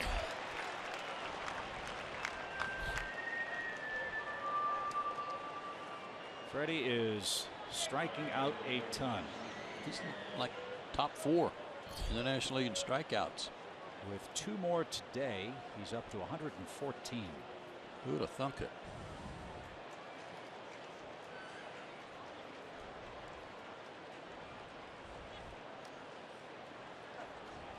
I'm sure it's happened somewhere in Major League history. Maybe it was A.J. Burnett who did it. But 6 strikeouts, 7 walks, and a 1-hitter. Yeah, how many did he walk? 9 in that no-hitter? Something crazy like that.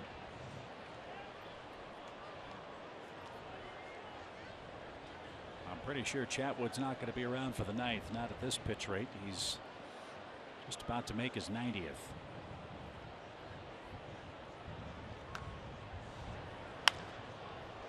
Sprayed foul left side and into the seats. Fan from Grand Junction, Colorado, made the play. Wonder what happened in Cincinnati. Didn't they have like a 6-2 lead on Arizona?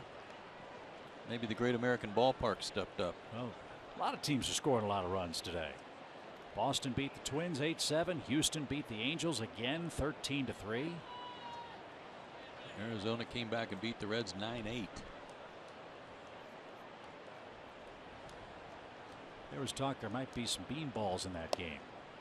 Gene Segura had been hit a couple of times by the Reds pitchers, and Chip Hale said there will be retribution. I don't know if that took place or not. But Segura's been among the league leaders in hit batsmen this year. 2-1 count. Missed inside. A lot of rumors about the job security of Chip Hale. There's also a news item today that the Diamondbacks may be actively shopping Shelby Miller. Less than a year after they acquired him from the Braves. Another walk. I'd take Shelby, take a chance on him. I don't think I'd give them the players back that they gave the Braves, but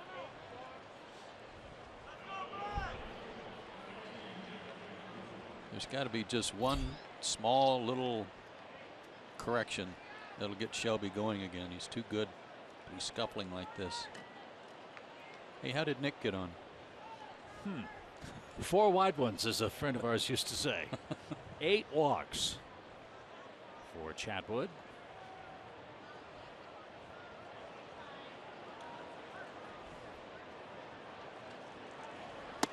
And I got to tell you, we have great field microphones. I have never heard a better ball 4 call from an umpire than Mike Michlinski today. He's had opportunities to practice it today. I mean, it's been Vin Scully-esque.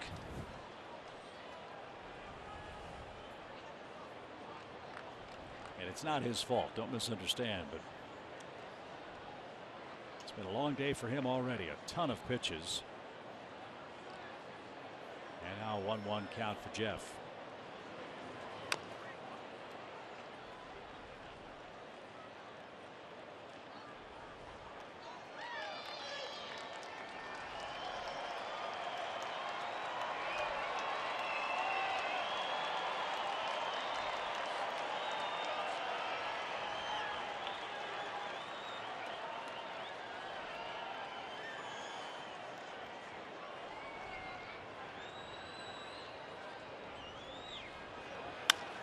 Little roller, and Chatwood's got it. He will complete his required 5th inning. He has walked at least 1 in every inning. Who says you can't win and walk people in Denver? It's 7-0 Rockies.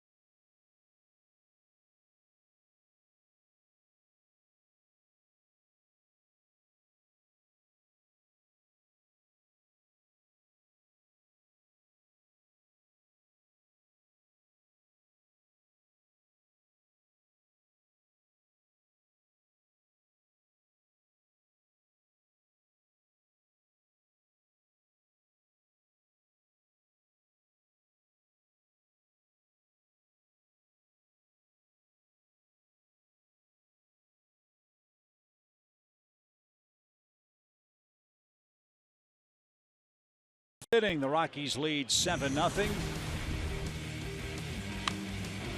Home runs. Yeah, the key plays today. Opposite field homer in the 1st inning by Arenado, a 3-run shot. LeMahieu led off the 4th inning with a home run, his 6th of the year. And then Trevor Story, unbelievable, another one. I mean, that's almost halfway up the stands in left center field.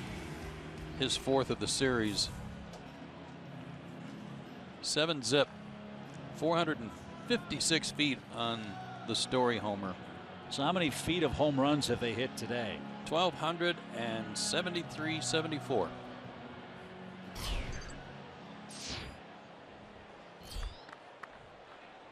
Sheesh. If you hit a home run here with a 3 in front of it, you're a wimp.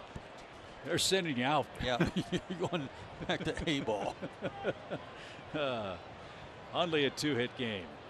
He's the 8th place hitter, and Chatwood's in the on-deck circle. There's action in the Colorado pen.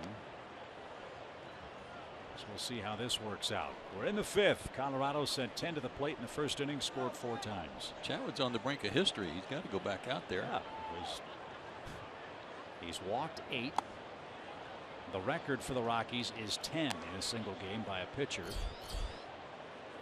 And I have to say that in Denver, walks by a pitcher, because they always tell you at the end of the game that there are no defensive errors. Need that clarification.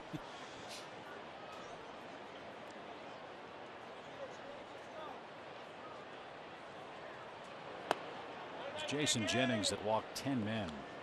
in a game for the Rockies. That was in 2002.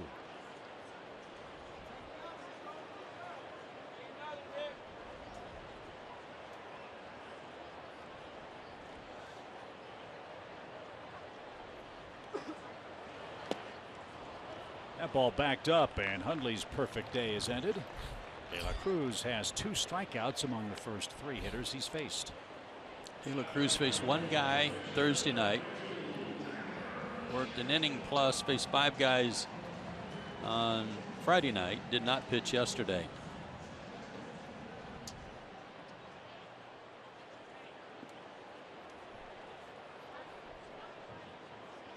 Chatwood lined out. And his net walks ratio today is -7 because he drew one. Okay. His first time up.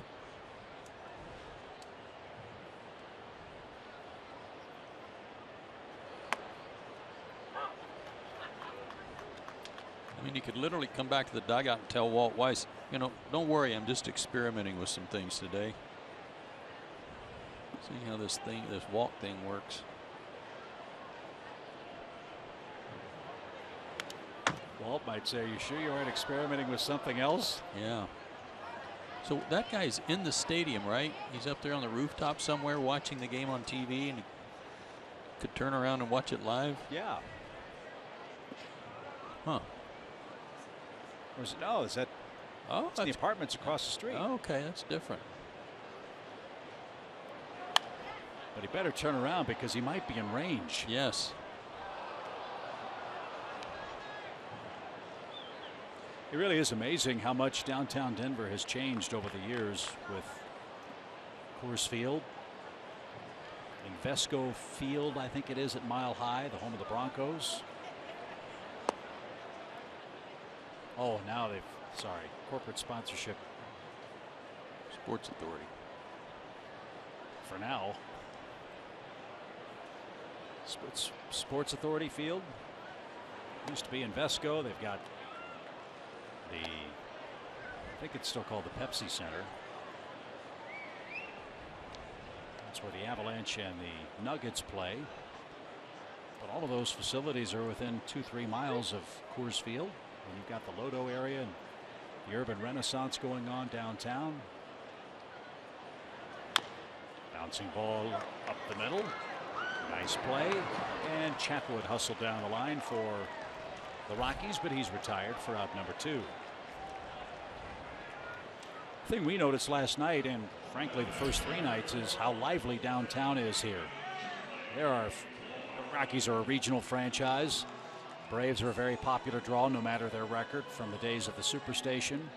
And 35,000 plus crowds first 3 days here. Downtown was packed and lively, and everybody was out and about having a great time. Great to see. As Blackman skies one foul out of play, Steve Reich one. Talk about picking the perfect place to place a stadium when they built this down here in what was a rundown area and urban renewal. My goodness.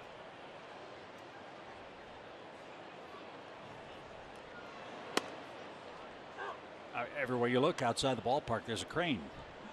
Everywhere. Hotels, condos, apartments.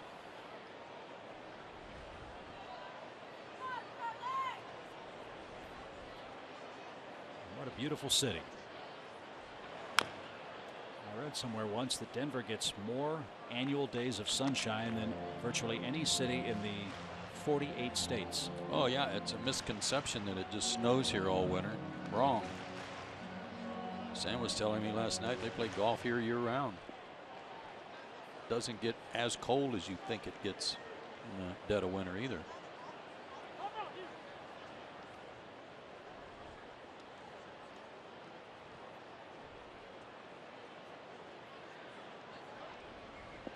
So will Chatwood continue? Looks like he will. The Rockies' pen is quiet. That's out of play foul.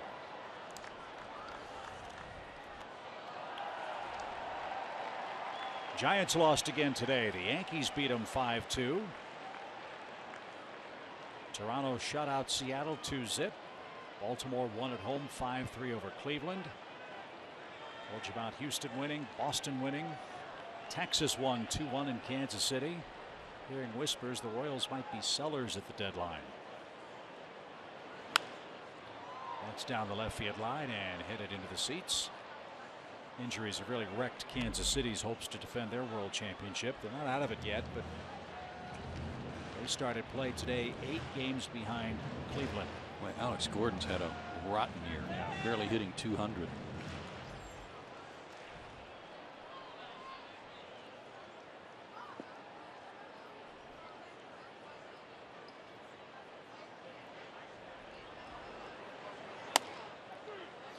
Strike 3 called, and Blackman did not argue. That was as high a strike as you can have called, but the Braves will take it. First perfect inning turned in by the Braves staff. We go to the 6th.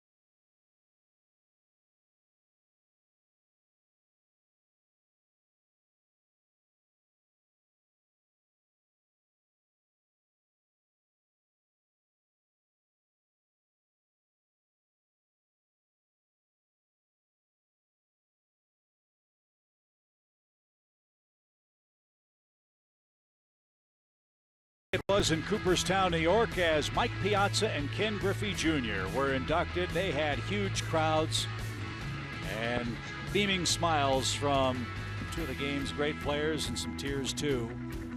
As someone said on social media today, and I thought it was a beautiful sentiment, so much talk about baseball immortality, and what we most remember is the human side of the men inducted. And those were wonderful tears for Ken Griffey Jr., who at the end of his speech did indeed take a page out of John Smolt's induction speech. He had a prop.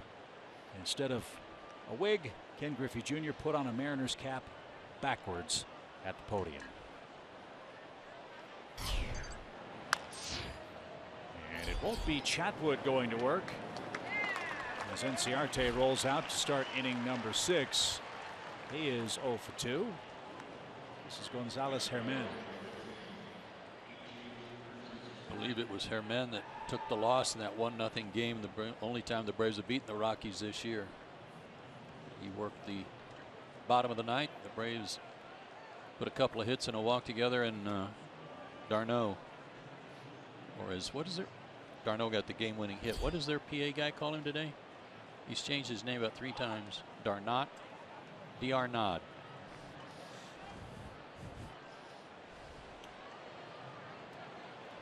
But you know what?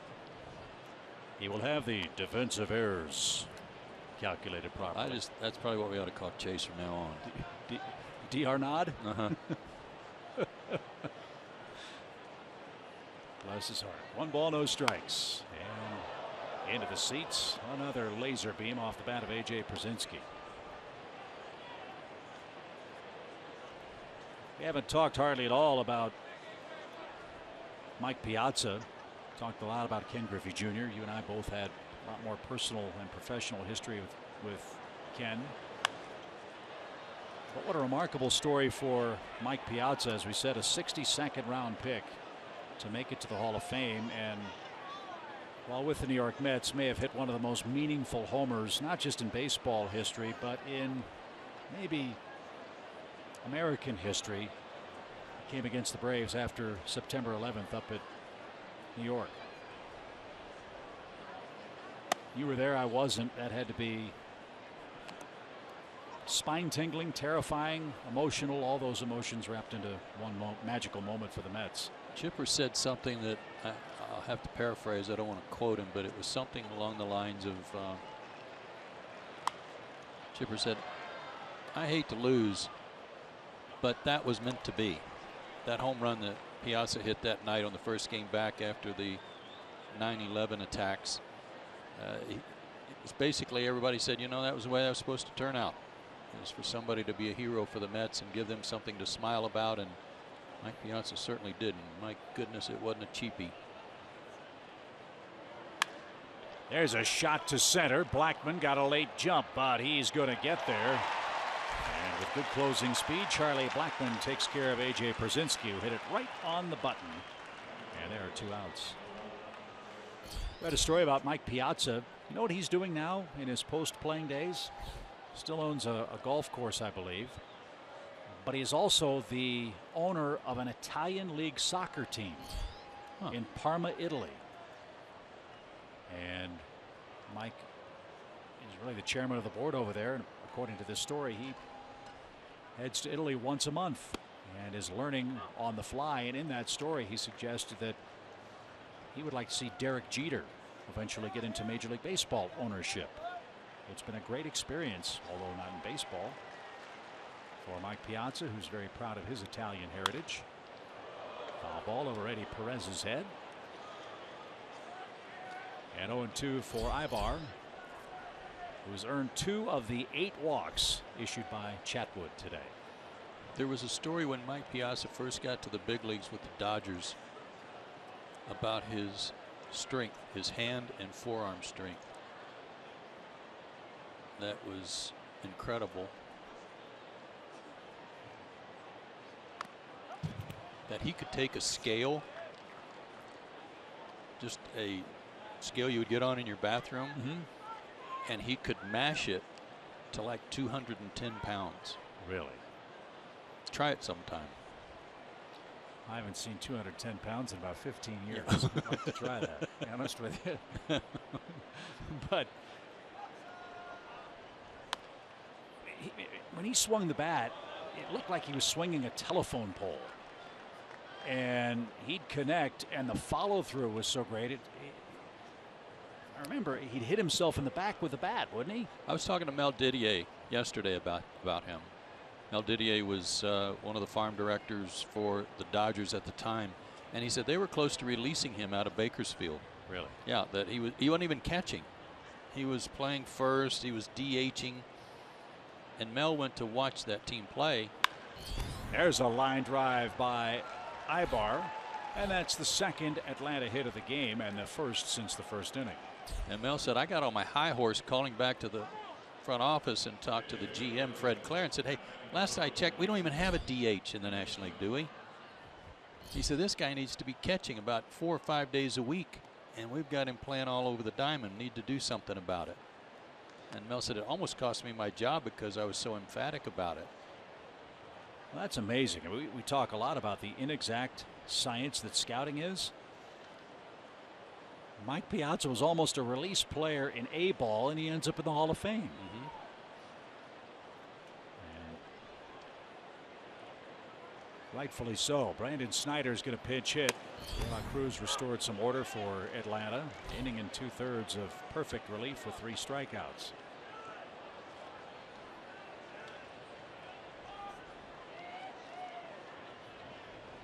Other inductees in Cooperstown today were Dan Shaughnessy, longtime columnist and writer for the Boston Globe. And an old-timer went in with the Ford Frick Award, whose name escapes me. Graham McNamee, I think it was. Yes, it is. Graham McNamee was inducted.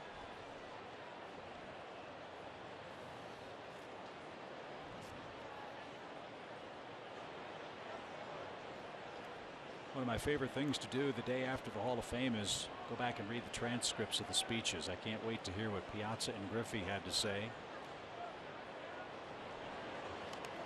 That one got away from Hundley. And after 2 quick outs, Herman has issued a hit and a wild pitch. As I mentioned earlier, I love the human side of these always stoic athletes and what that moment finally means when they know that they've been accepted as one of the greats in the history of our game. I think one of my favorite speeches is the one that Ryne Sandberg spoke when he was inducted a few years back.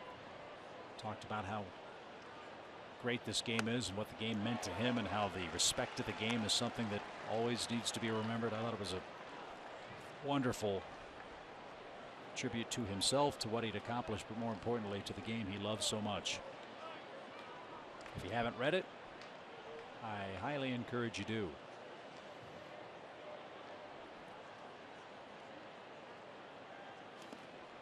Another ball in the dirt. Full count.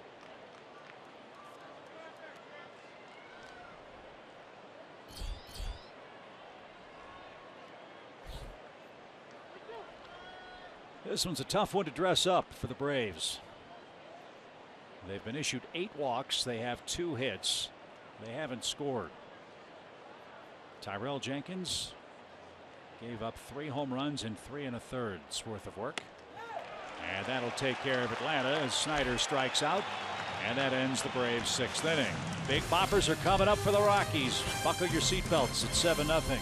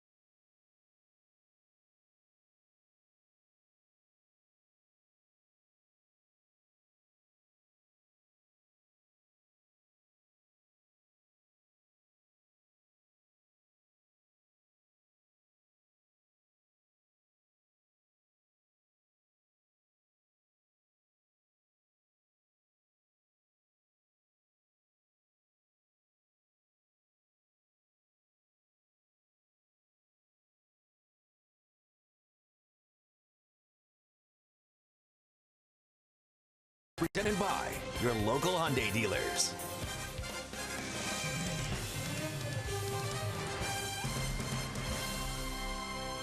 Rockies have been popping corn and popping baseballs all weekend long here at Coors Field. They have hit 10 homers in the 4-game series. One of them came against Hunter Cervenka, who was on in relief. He's the 3rd Braves pitcher today. Good work by De La Cruz, retired 5 in a row.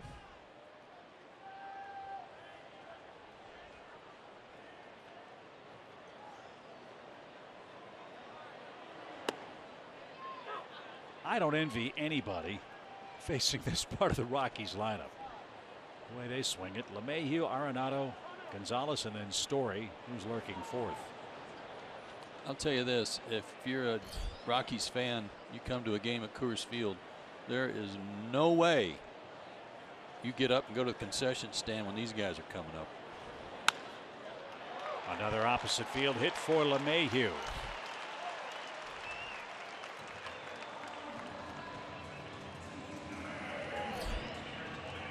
So another leadoff man on for the Rockies, and Nolan Arenado is coming up. And that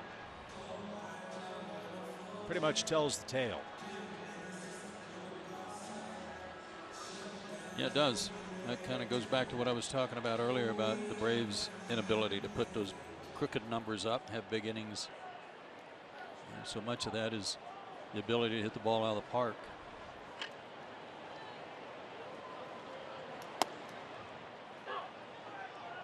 .25 homers, 76 knocked in for Arenado.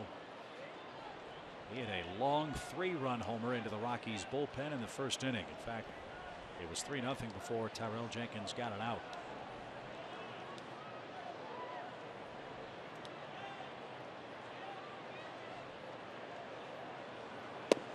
Sometimes in a 4-game series in the big leagues, when a team has dominated like the Rockies have and as many home runs and as runs scored as they've had and doubles, things can get a little dicey, get a little chippy. That hasn't happened, and I suppose that's a good thing, but I know these Rockies hitters are still going up there swinging from their heels. 1 ball, 2 strikes. Well, it makes you wonder, and again, it's a small sample for the Braves. How in the world were the Rockies under 500 on their home field coming into this series?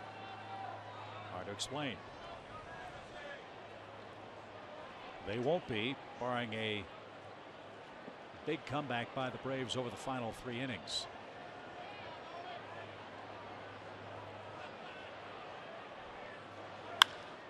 Fly ball, well hit toward left, but playable by Francoeur. Back to first is LeMahieu, and Arenado is the first out. That looked like a similar pitch to what he hit out here a couple of nights ago. Watch his head go down as he tries to pull his hands in to get to it, but his head is still centered over the plate and got his hands through.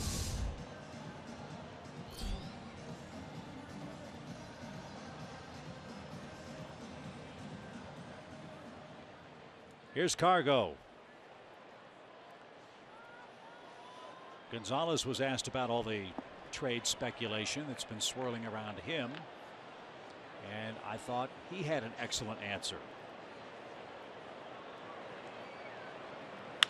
As this one's hit the other way and past Ibar. LeMahieu stops at second, first and second with 1 out. He said our job is to win as many games as we can and make it as tough as we can on the front office. He can't control what they do or don't do. And as I said earlier, he's under contract for another year. They don't have to move him, but boy, what a return he could bring.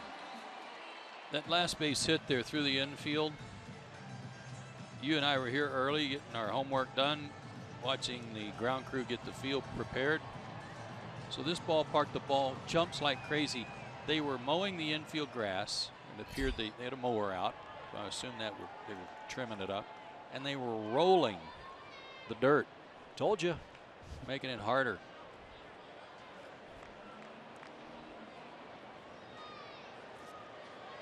Well, with the young athleticism on the left side of the infield for the Rockies, quickness isn't a problem. And as Walt Weiss told us, they did try to grow the grass very thick on the infield here, but they weren't getting double plays, which extended innings, which gave opponents more time to hit against their pitching staff and led to more runs. So they went back to the old plan and just mow it, roll it, and take your chances. And it's worked out for the Rockies. They have 10 more hits.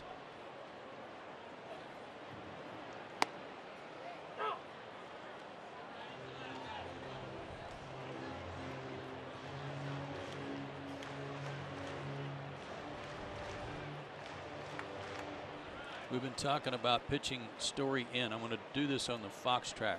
The inside's got to be here, not over here in the strike zone. It's got to be in off the plate to try to break his bat. Because we've already seen 4 times that this guy loves to get those arms extended like his teammates do. 4 homers, 9 runs batted in for Trevor Story in this series.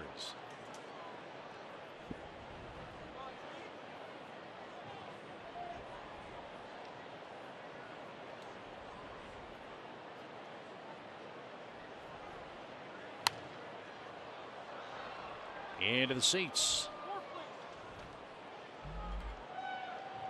And a young fan from Aurora came away with that foul ball.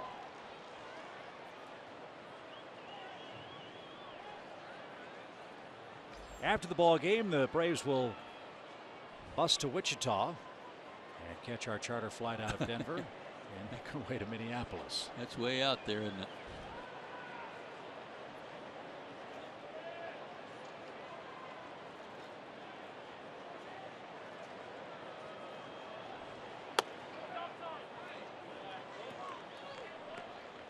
Again, another pitch on Fox Tracks that looked like a strike and wasn't. Rung up by Mike Muchlinski. Took a while for AJ to throw that one back. And they are talking right now.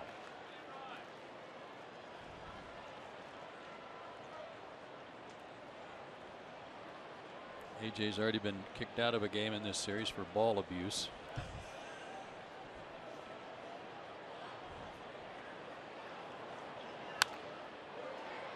Yeah, AJ said it's something he's done 100 times in the major leagues. He was actually out near the mound. Just dropped a baseball, and instead of picking it up, he just kicked it over toward the ball boy near the dugout, and they thought he was exhibiting disgust with their call. That seems funny to me that they would assume that. If AJ's disgusted, he'll tell you. Well, I was just going to say they must have been feeling a little self-conscious.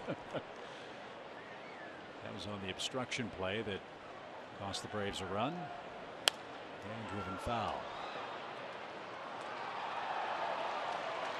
Nice catch, sir.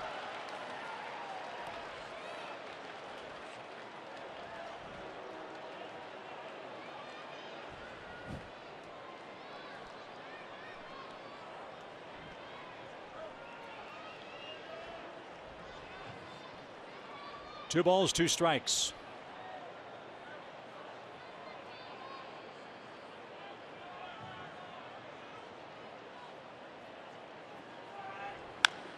Bouncing ball to third. Step on the bag. Long throw to first. And in time, a double play bails out Hunter Cervenka. And this game moves to the 7th. 7-0. Rockies the lead.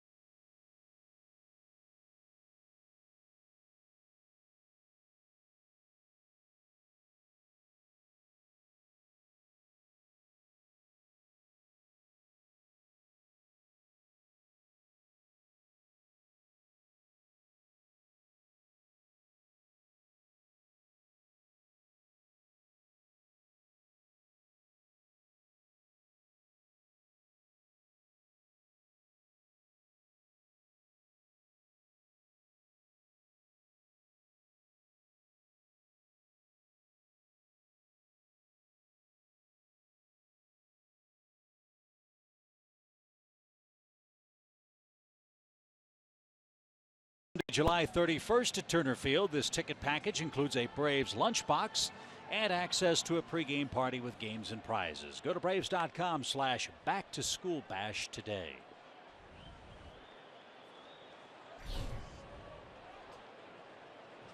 All Colorado as we head to the Atlanta 7th.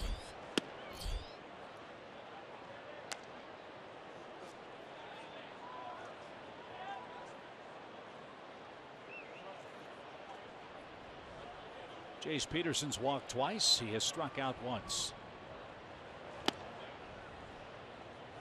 Tyler Chatwood worked the required 5 innings. He allowed 1 hit, no runs. He walked 8 and struck out 6. Yeah, if nothing else, the Braves on base percentage went up today across the board. And this has been an historic game pitched by Chatwood. It's the 7th time since 1913 that a pitcher has gone 5 innings or fewer, walked 8, and allowed no runs.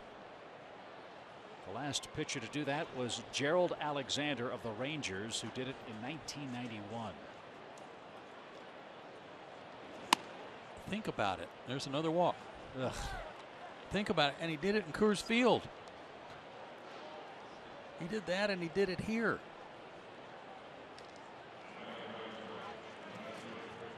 Three walks for Jace Peterson.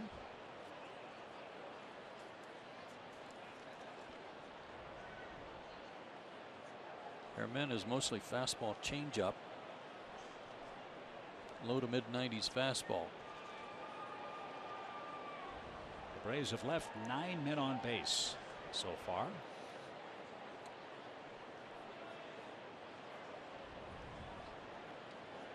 Full in scoring position.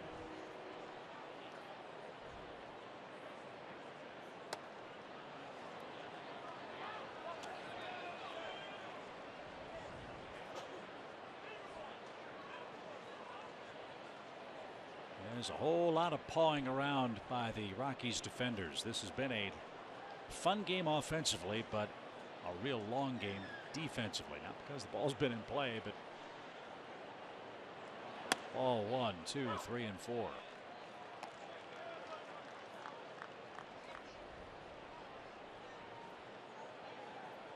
Off day for the Braves tomorrow. The Twins await on Tuesday night.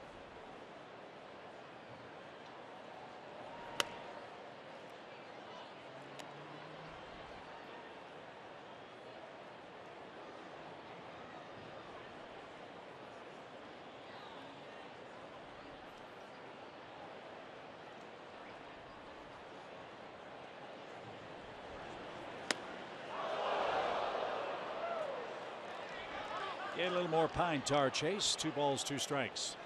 While he's doing that, you wonder who your friends are sometimes, because games like this, you start getting feedback from people that, you know, if like need something to talk about.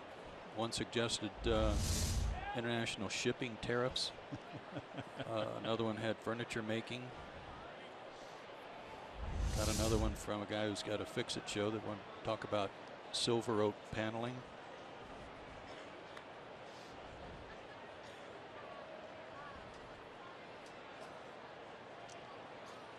Two balls, 2 strikes. Double play ball. But they're going to have to hurry to get d'Arnaud, and too late. That ball hugged the grass a little bit, and it slowed the ball down enough for Chase to beat the Rap at first. Well, then they're going to have to mow it again.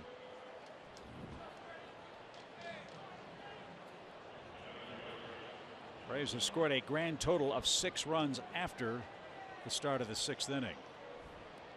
Yeah, the 6th inning's been a disaster this whole series for Atlanta. But able to shut them out in the 6th inning today. Here's Freddie Freeman.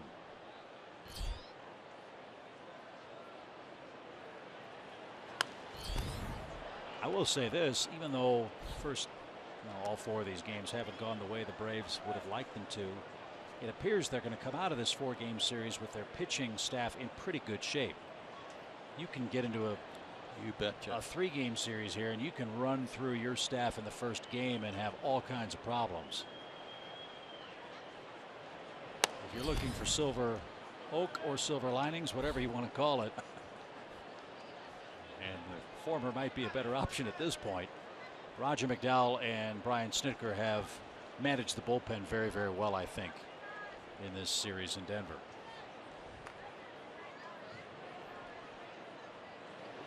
Yeah, you can take it for what it's worth, but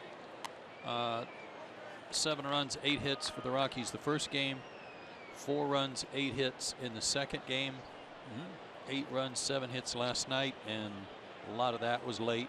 So yeah, they've curbed it a little bit. Yeah. But you and I have done games here where you're 6, 7 guys deep in the bullpen. Yeah. And it's the 7th inning. In fact, they've played the longest game in Major League history, the longest 9-inning game in history here. And I think there were 16 pitchers used in that game. We have not seen that, thankfully, in this series.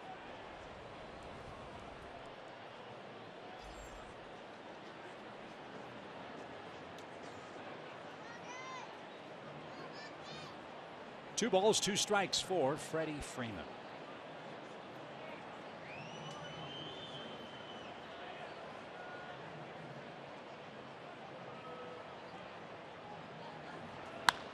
There's a shot to right. That's going to get down and roll to the fence. That took a funny bounce off the bottom of the scoreboard. And a runner around third is going to try to score. Darno, the throw is bounced in front of the plate. It gets away from Herman. Freeman will move up to third base, and the Braves are on the board. It's a 7-1 game. So a double for Freeman. That spoils the shutout bid. And the Braves have scored here in the 7th. See what Cargo did? After this ball took a funny bounce off the fence, he just picked it up and heaved it to home plate on the fly. Threw it about as high as the roof line of the stadium, granted. But watch this. Heave ho.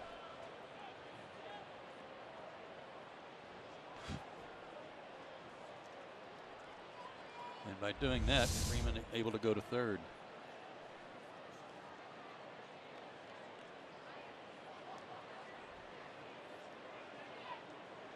So Freddie with an RBI double, I assume, and an error on Cargo in right, his 3rd error of the year. Quick visit, and Nick Markakis is up. He struck out and walked twice. So no shutout for the Rockies today. Action begins in the Rocky pen, and a squiver hit toward the mound. And the flip to first is in time. Freeman will come home easily, give Markakis an RBI. That's the 2nd out. It's now a 7-2 game.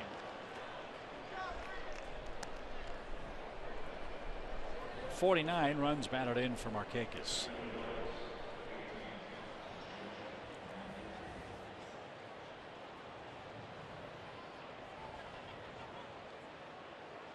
Jeff's cooled off a little bit. He's 2 for 15 on this road trip.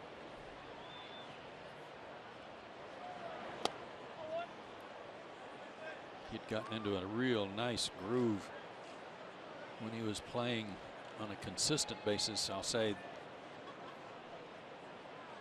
in the lineup more than he was not. That's out of play right side, even count. Back-to-back games for him last night and today.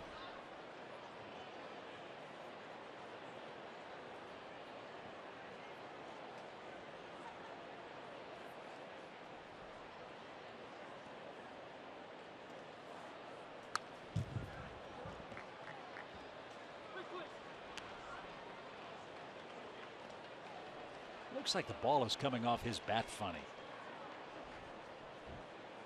Foul ball kind of spun. That one had a little odd spin when he hit it back to the screen. And he lost the handle there. Bouncing ball. Third baseman Arenado makes a great play. The bat ended up at his feet. And Arenado takes care of Jeff Francoeur. And that ends the Atlanta 7th.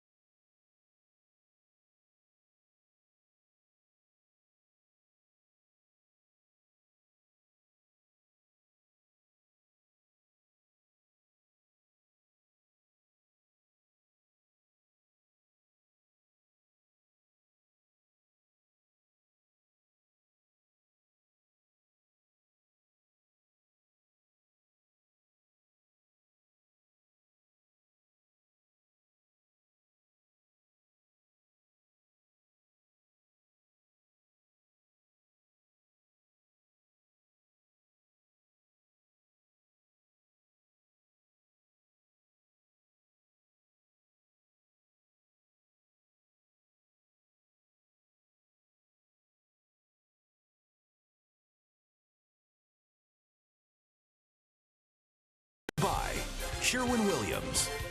And Xfinity. X1 from Xfinity will change the way you experience sports.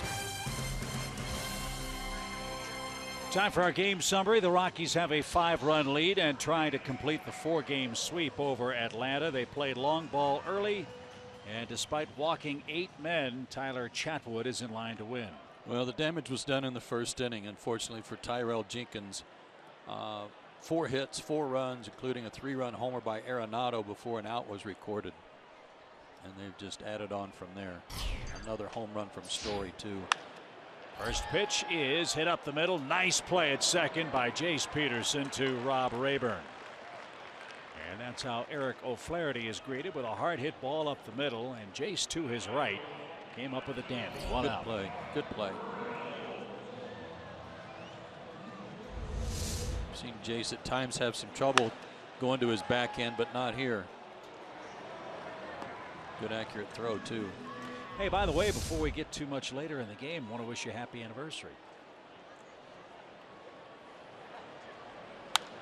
As this one's hit to right, Markakis on the run. Anniversary of the Pine Tar game. How many years ago? I'll just leave it at this. It was 1983. Yeah, golly. How did that happen so fast, right? Really? Makes my head spin. Well, George's head was kind of spinning around in circles that day, too.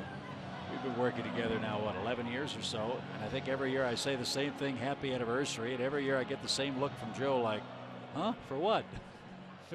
Pine Tar game. Oh, yeah. Crazy moments in baseball history. Folks forget that, or may not know, the Royals and the Yankees had an unbelievably great rivalry in the early 80s. The Yankees had the upper hand. They kept winning the playoffs.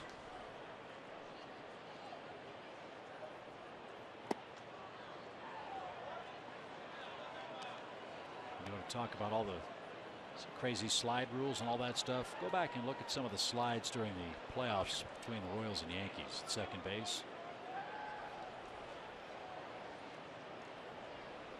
I'm not advocating it, but it sure is a different game now. 1 ball, 2 strikes. Braves and Rockies drew 153,297 fans for the series. 34,000 today. Isn't that awesome? Yep. 34,695 the official turnstile count.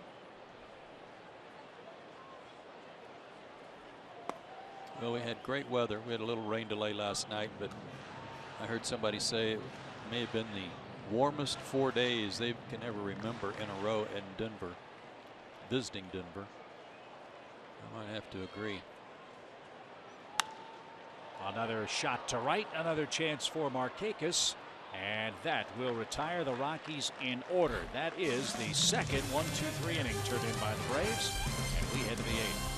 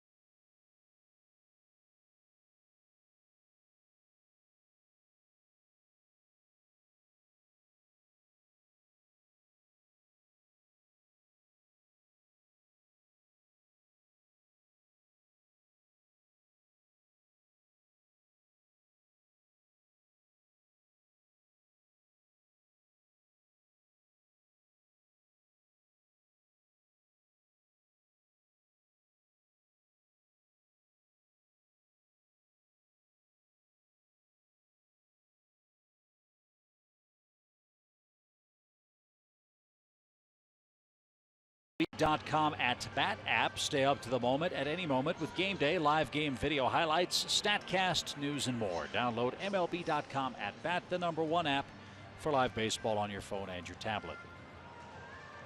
With Joe Simpson, Kelsey Wingert, and the rest of our great Fox Sports crew, it's been another frustrating trip for the Braves to Denver.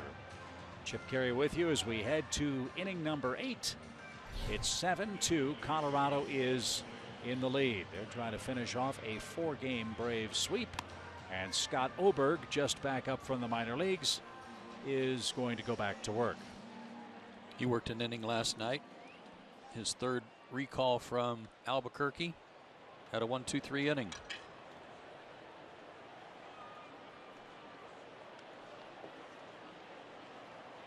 All the other big league action is in the record books with the exception of the Dodgers and the Cardinals. That is the Sunday night game in St. Louis.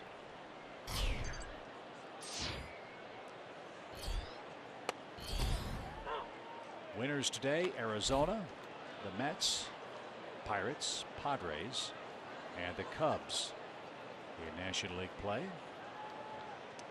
Giants lost in interleague action to the Yankees 5-2. It'll be interesting to see who Aroldis Chapman gets traded to if that rumor was accurate. There's some whispers that it might be the Cubs, believe it or not. One of their prized shortstop prospects was pulled out of the lineup this afternoon, which is often an indicator that a deal might be close because you don't want that player to play and get and risk the chance of getting hurt, or he gets a day off. So we'll have to wait and see. Line over second, a base hit for Inciarte. Nice quick stroke there by Ender. He's hit in 6 straight. Also got a walk and a stolen base today. Continues his good work against the Rockies and at Coors Field. AJ an 0 for 3 day, including a strikeout.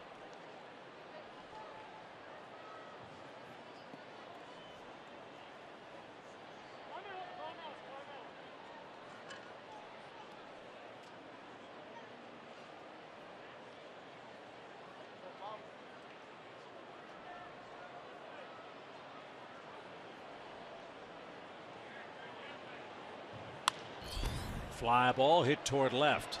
That is a long run, and the grab is made in left. Barnes had just checked in. He makes the grab, and AJ skies out for out number 1.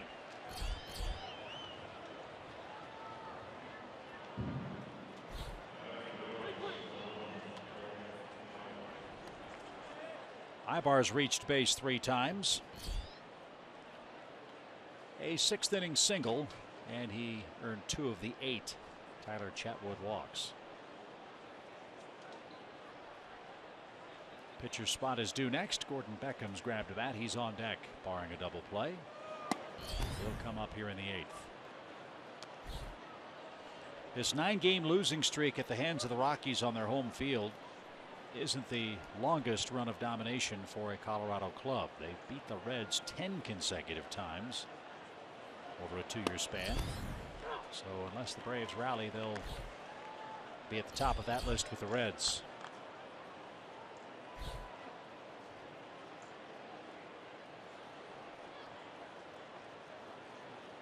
With Miami losing today and Colorado nearing a win, they'll pull to within 6 games of Miami in that fight for the 2nd wild card. You mentioned they do play the Marlins head-to-head. As you see, Braves Live presented by Xfinity is next.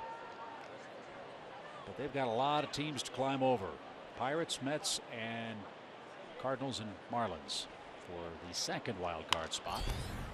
That's oftentimes the hardest part. You just can't get the other teams to cooperate when you start your run. If you're behind too many teams, it's just too much. And none of them are in their division. Yeah. The Dodgers would be the wild card leader. You know, the Rockies will play them a lot in September. But this was a hugely important homestand for Walt Weiss's club. And if this score holds, they'll go 5-2 on the homestand. And now they go east, Baltimore and the Mets, but August is where it really gets tough for them. What was important was that after they lost 2 out of 3 to the lowly Rays, for them to bounce back against the last place Braves and take care of business there, and they have done that.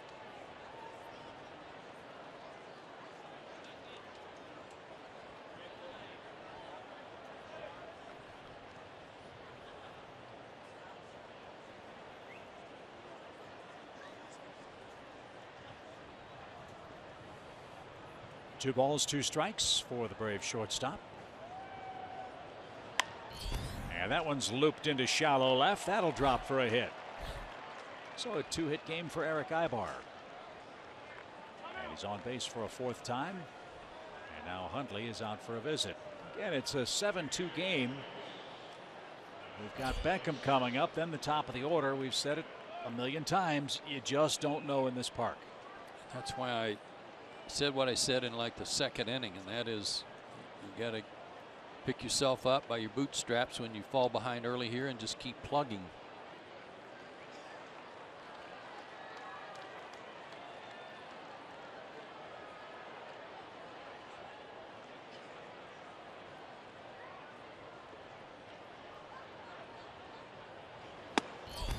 That's inside. 1 ball, no strikes.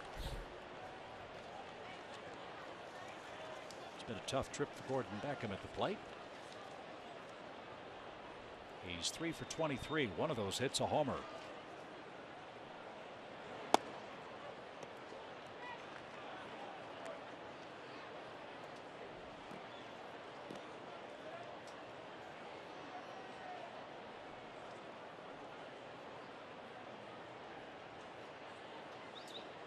The Rockies bullpen is stirring again.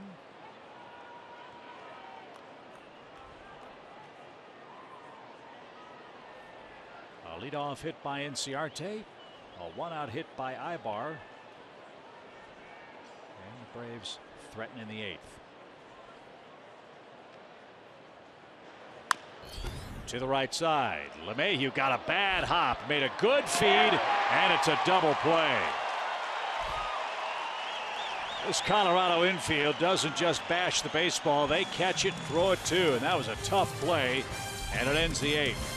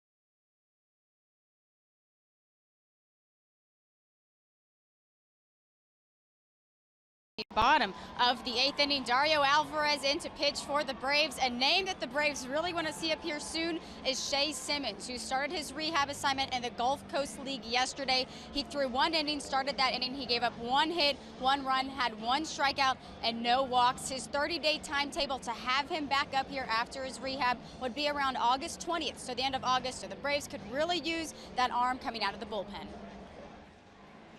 Good point, Kelsey. We look forward to seeing Shea come back. He's got a great arm. You bet. Just want him to be healthy however long it takes. Dario Alvarez is on for the 16th time. He's been extremely impressive. 27 strikeouts, only 5 walks in 14 innings. Average almost 2 strikeouts an inning. That is eye-opening. And he'll have the 9, 1, and 2 spots coming up. Christian Adames is going to bat for Oberg as the Rockies lead in the 8th. 7-2 is your score.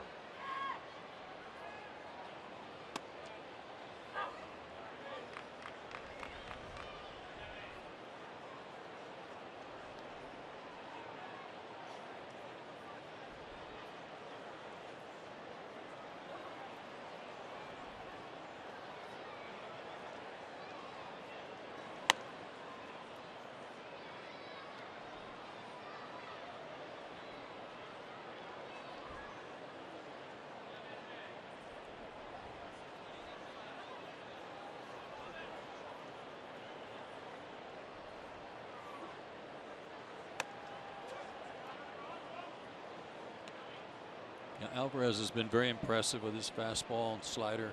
Been awfully tough on lefties.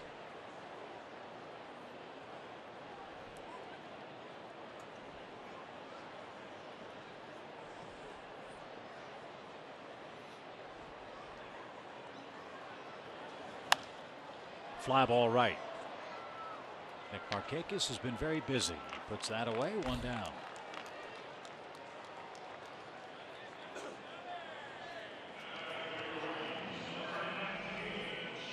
5 putouts for the Braves right fielder. Here's Blackman.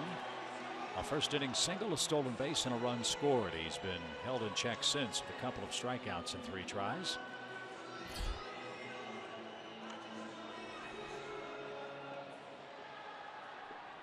We're off to Minnesota.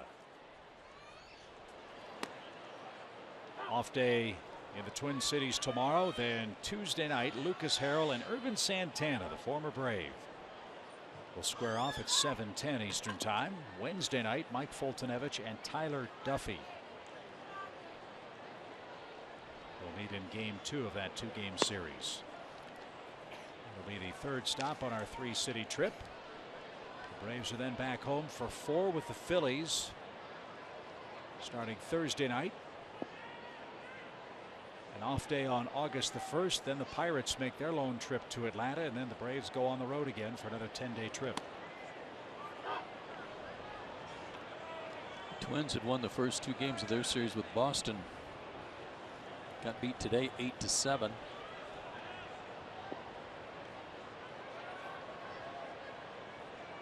Twins with 37 wins. Braves with 33 entering play today. And a swing and a miss by Blackman. Boy, he's tough on lefties with that slider.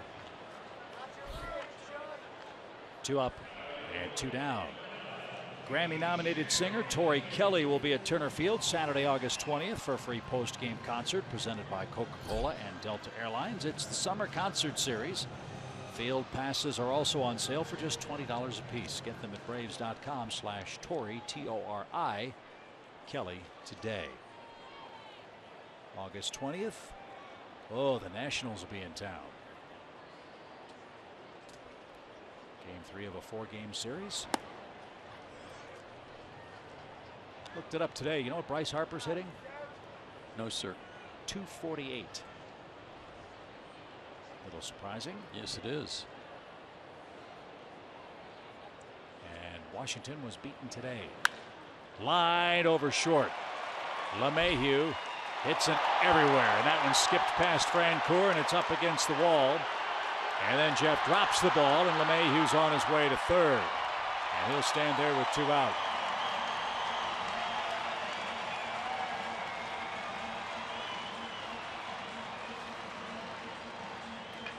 Might be a double error. We'll see. There's definitely a hit and an error. See if we can figure out what happened out there.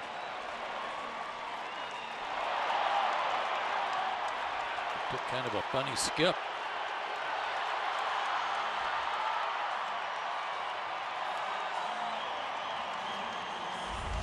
One single, 1 error on the play.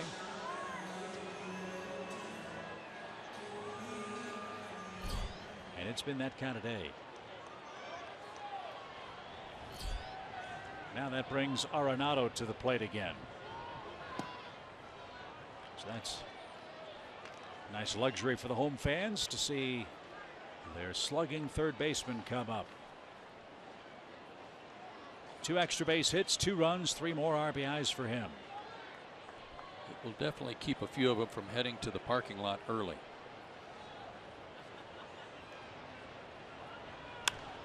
Popped him up. And in shallow right, Nick Markakis will battle the swirling winds, and that will retire the side. We head to the 9th inning. Top of the order is coming up for the Braves. They trail at 7-2.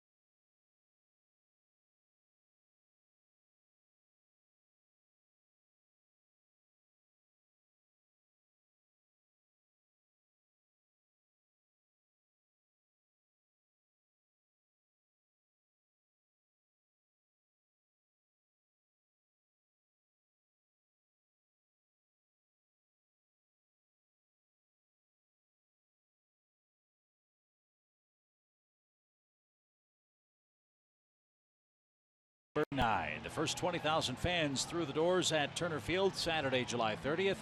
Get a 1991 worst to first NLCS replica ring. Don't miss it. Go to Braves.com and get your tickets today. 2 runs on 5 hits. The Braves have had base runners all over the place. They were issued 9 walks by Rockies pitchers, 8 of them by the starter Tyler Chatwood, who gave up 1 hit in 5 innings. Unbelievable.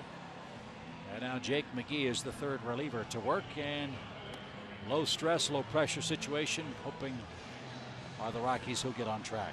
Yeah, they need him to get back on the beam after being their closer at the first part of the season. He pitched last night, went 2/3 of an inning and gave up a run, hit a batter, had a wild pitch.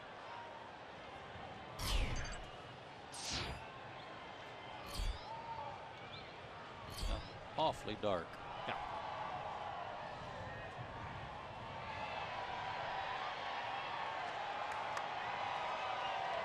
And the home plate umpire Mike Machlinski sees that big cloud too and notices the wind has picked up. The lights are not on, but he wants McGee to get with it. Swing and a miss. Well, did you see the highlights of the game at Fenway Park yesterday? I did not. There were almost tornado-like winds swirling around the fens. The wind was so strong that it actually knocked a TV monitor off the wall in the broadcast booth, and it hit Jerry Remy, and he had to leave. Really? Yeah. Wow. So hopefully he's all right. Yeah, nasty weather at Fenway Park in Boston yesterday. 1 ball, 2 strikes. Nobody on or out in the 9th.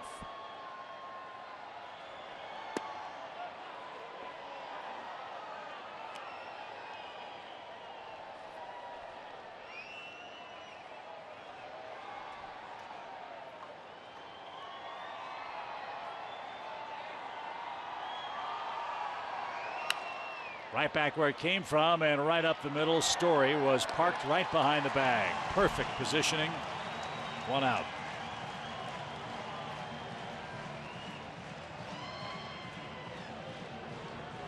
I don't know if Story's going to win the Rookie of the Year or not, but after what we've seen in this series, it'd be hard not to vote for him. Got my vote.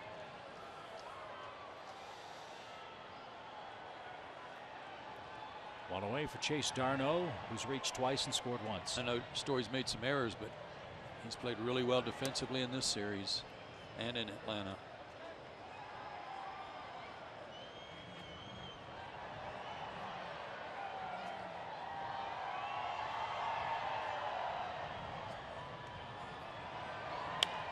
Popped up. This one will carry out toward left. Wind might play a few tricks with it, but no trouble for Barnes. And the Braves are down to their last out.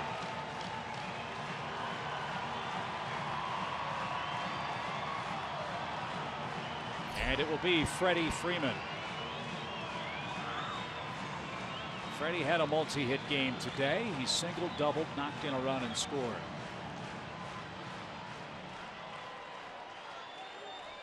And 5 hits in the series.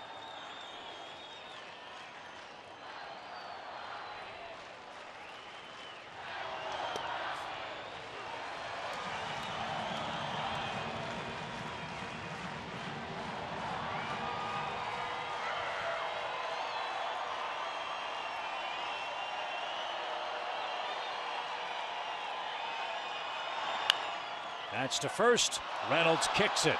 And a race to the bag. Freeman is still out. And the Colorado Rockies have swept the Braves. Today's final 7-2. Atlanta's losing streak in Denver has run to 10 consecutive games. And one big reason why is the sensational Colorado rookie Trevor Story, who had an unbelievable series, hitting 4 home runs and driving in 9 men. Another big day for him today with the bat and the glove. A double and a home run today, 2 RBIs. What a series he had. He's as good as anybody we've seen this year. And the Braves can't wait to say goodbye and good riddance to Denver. A 4-game sweep complete. 7-2 Colorado the final today.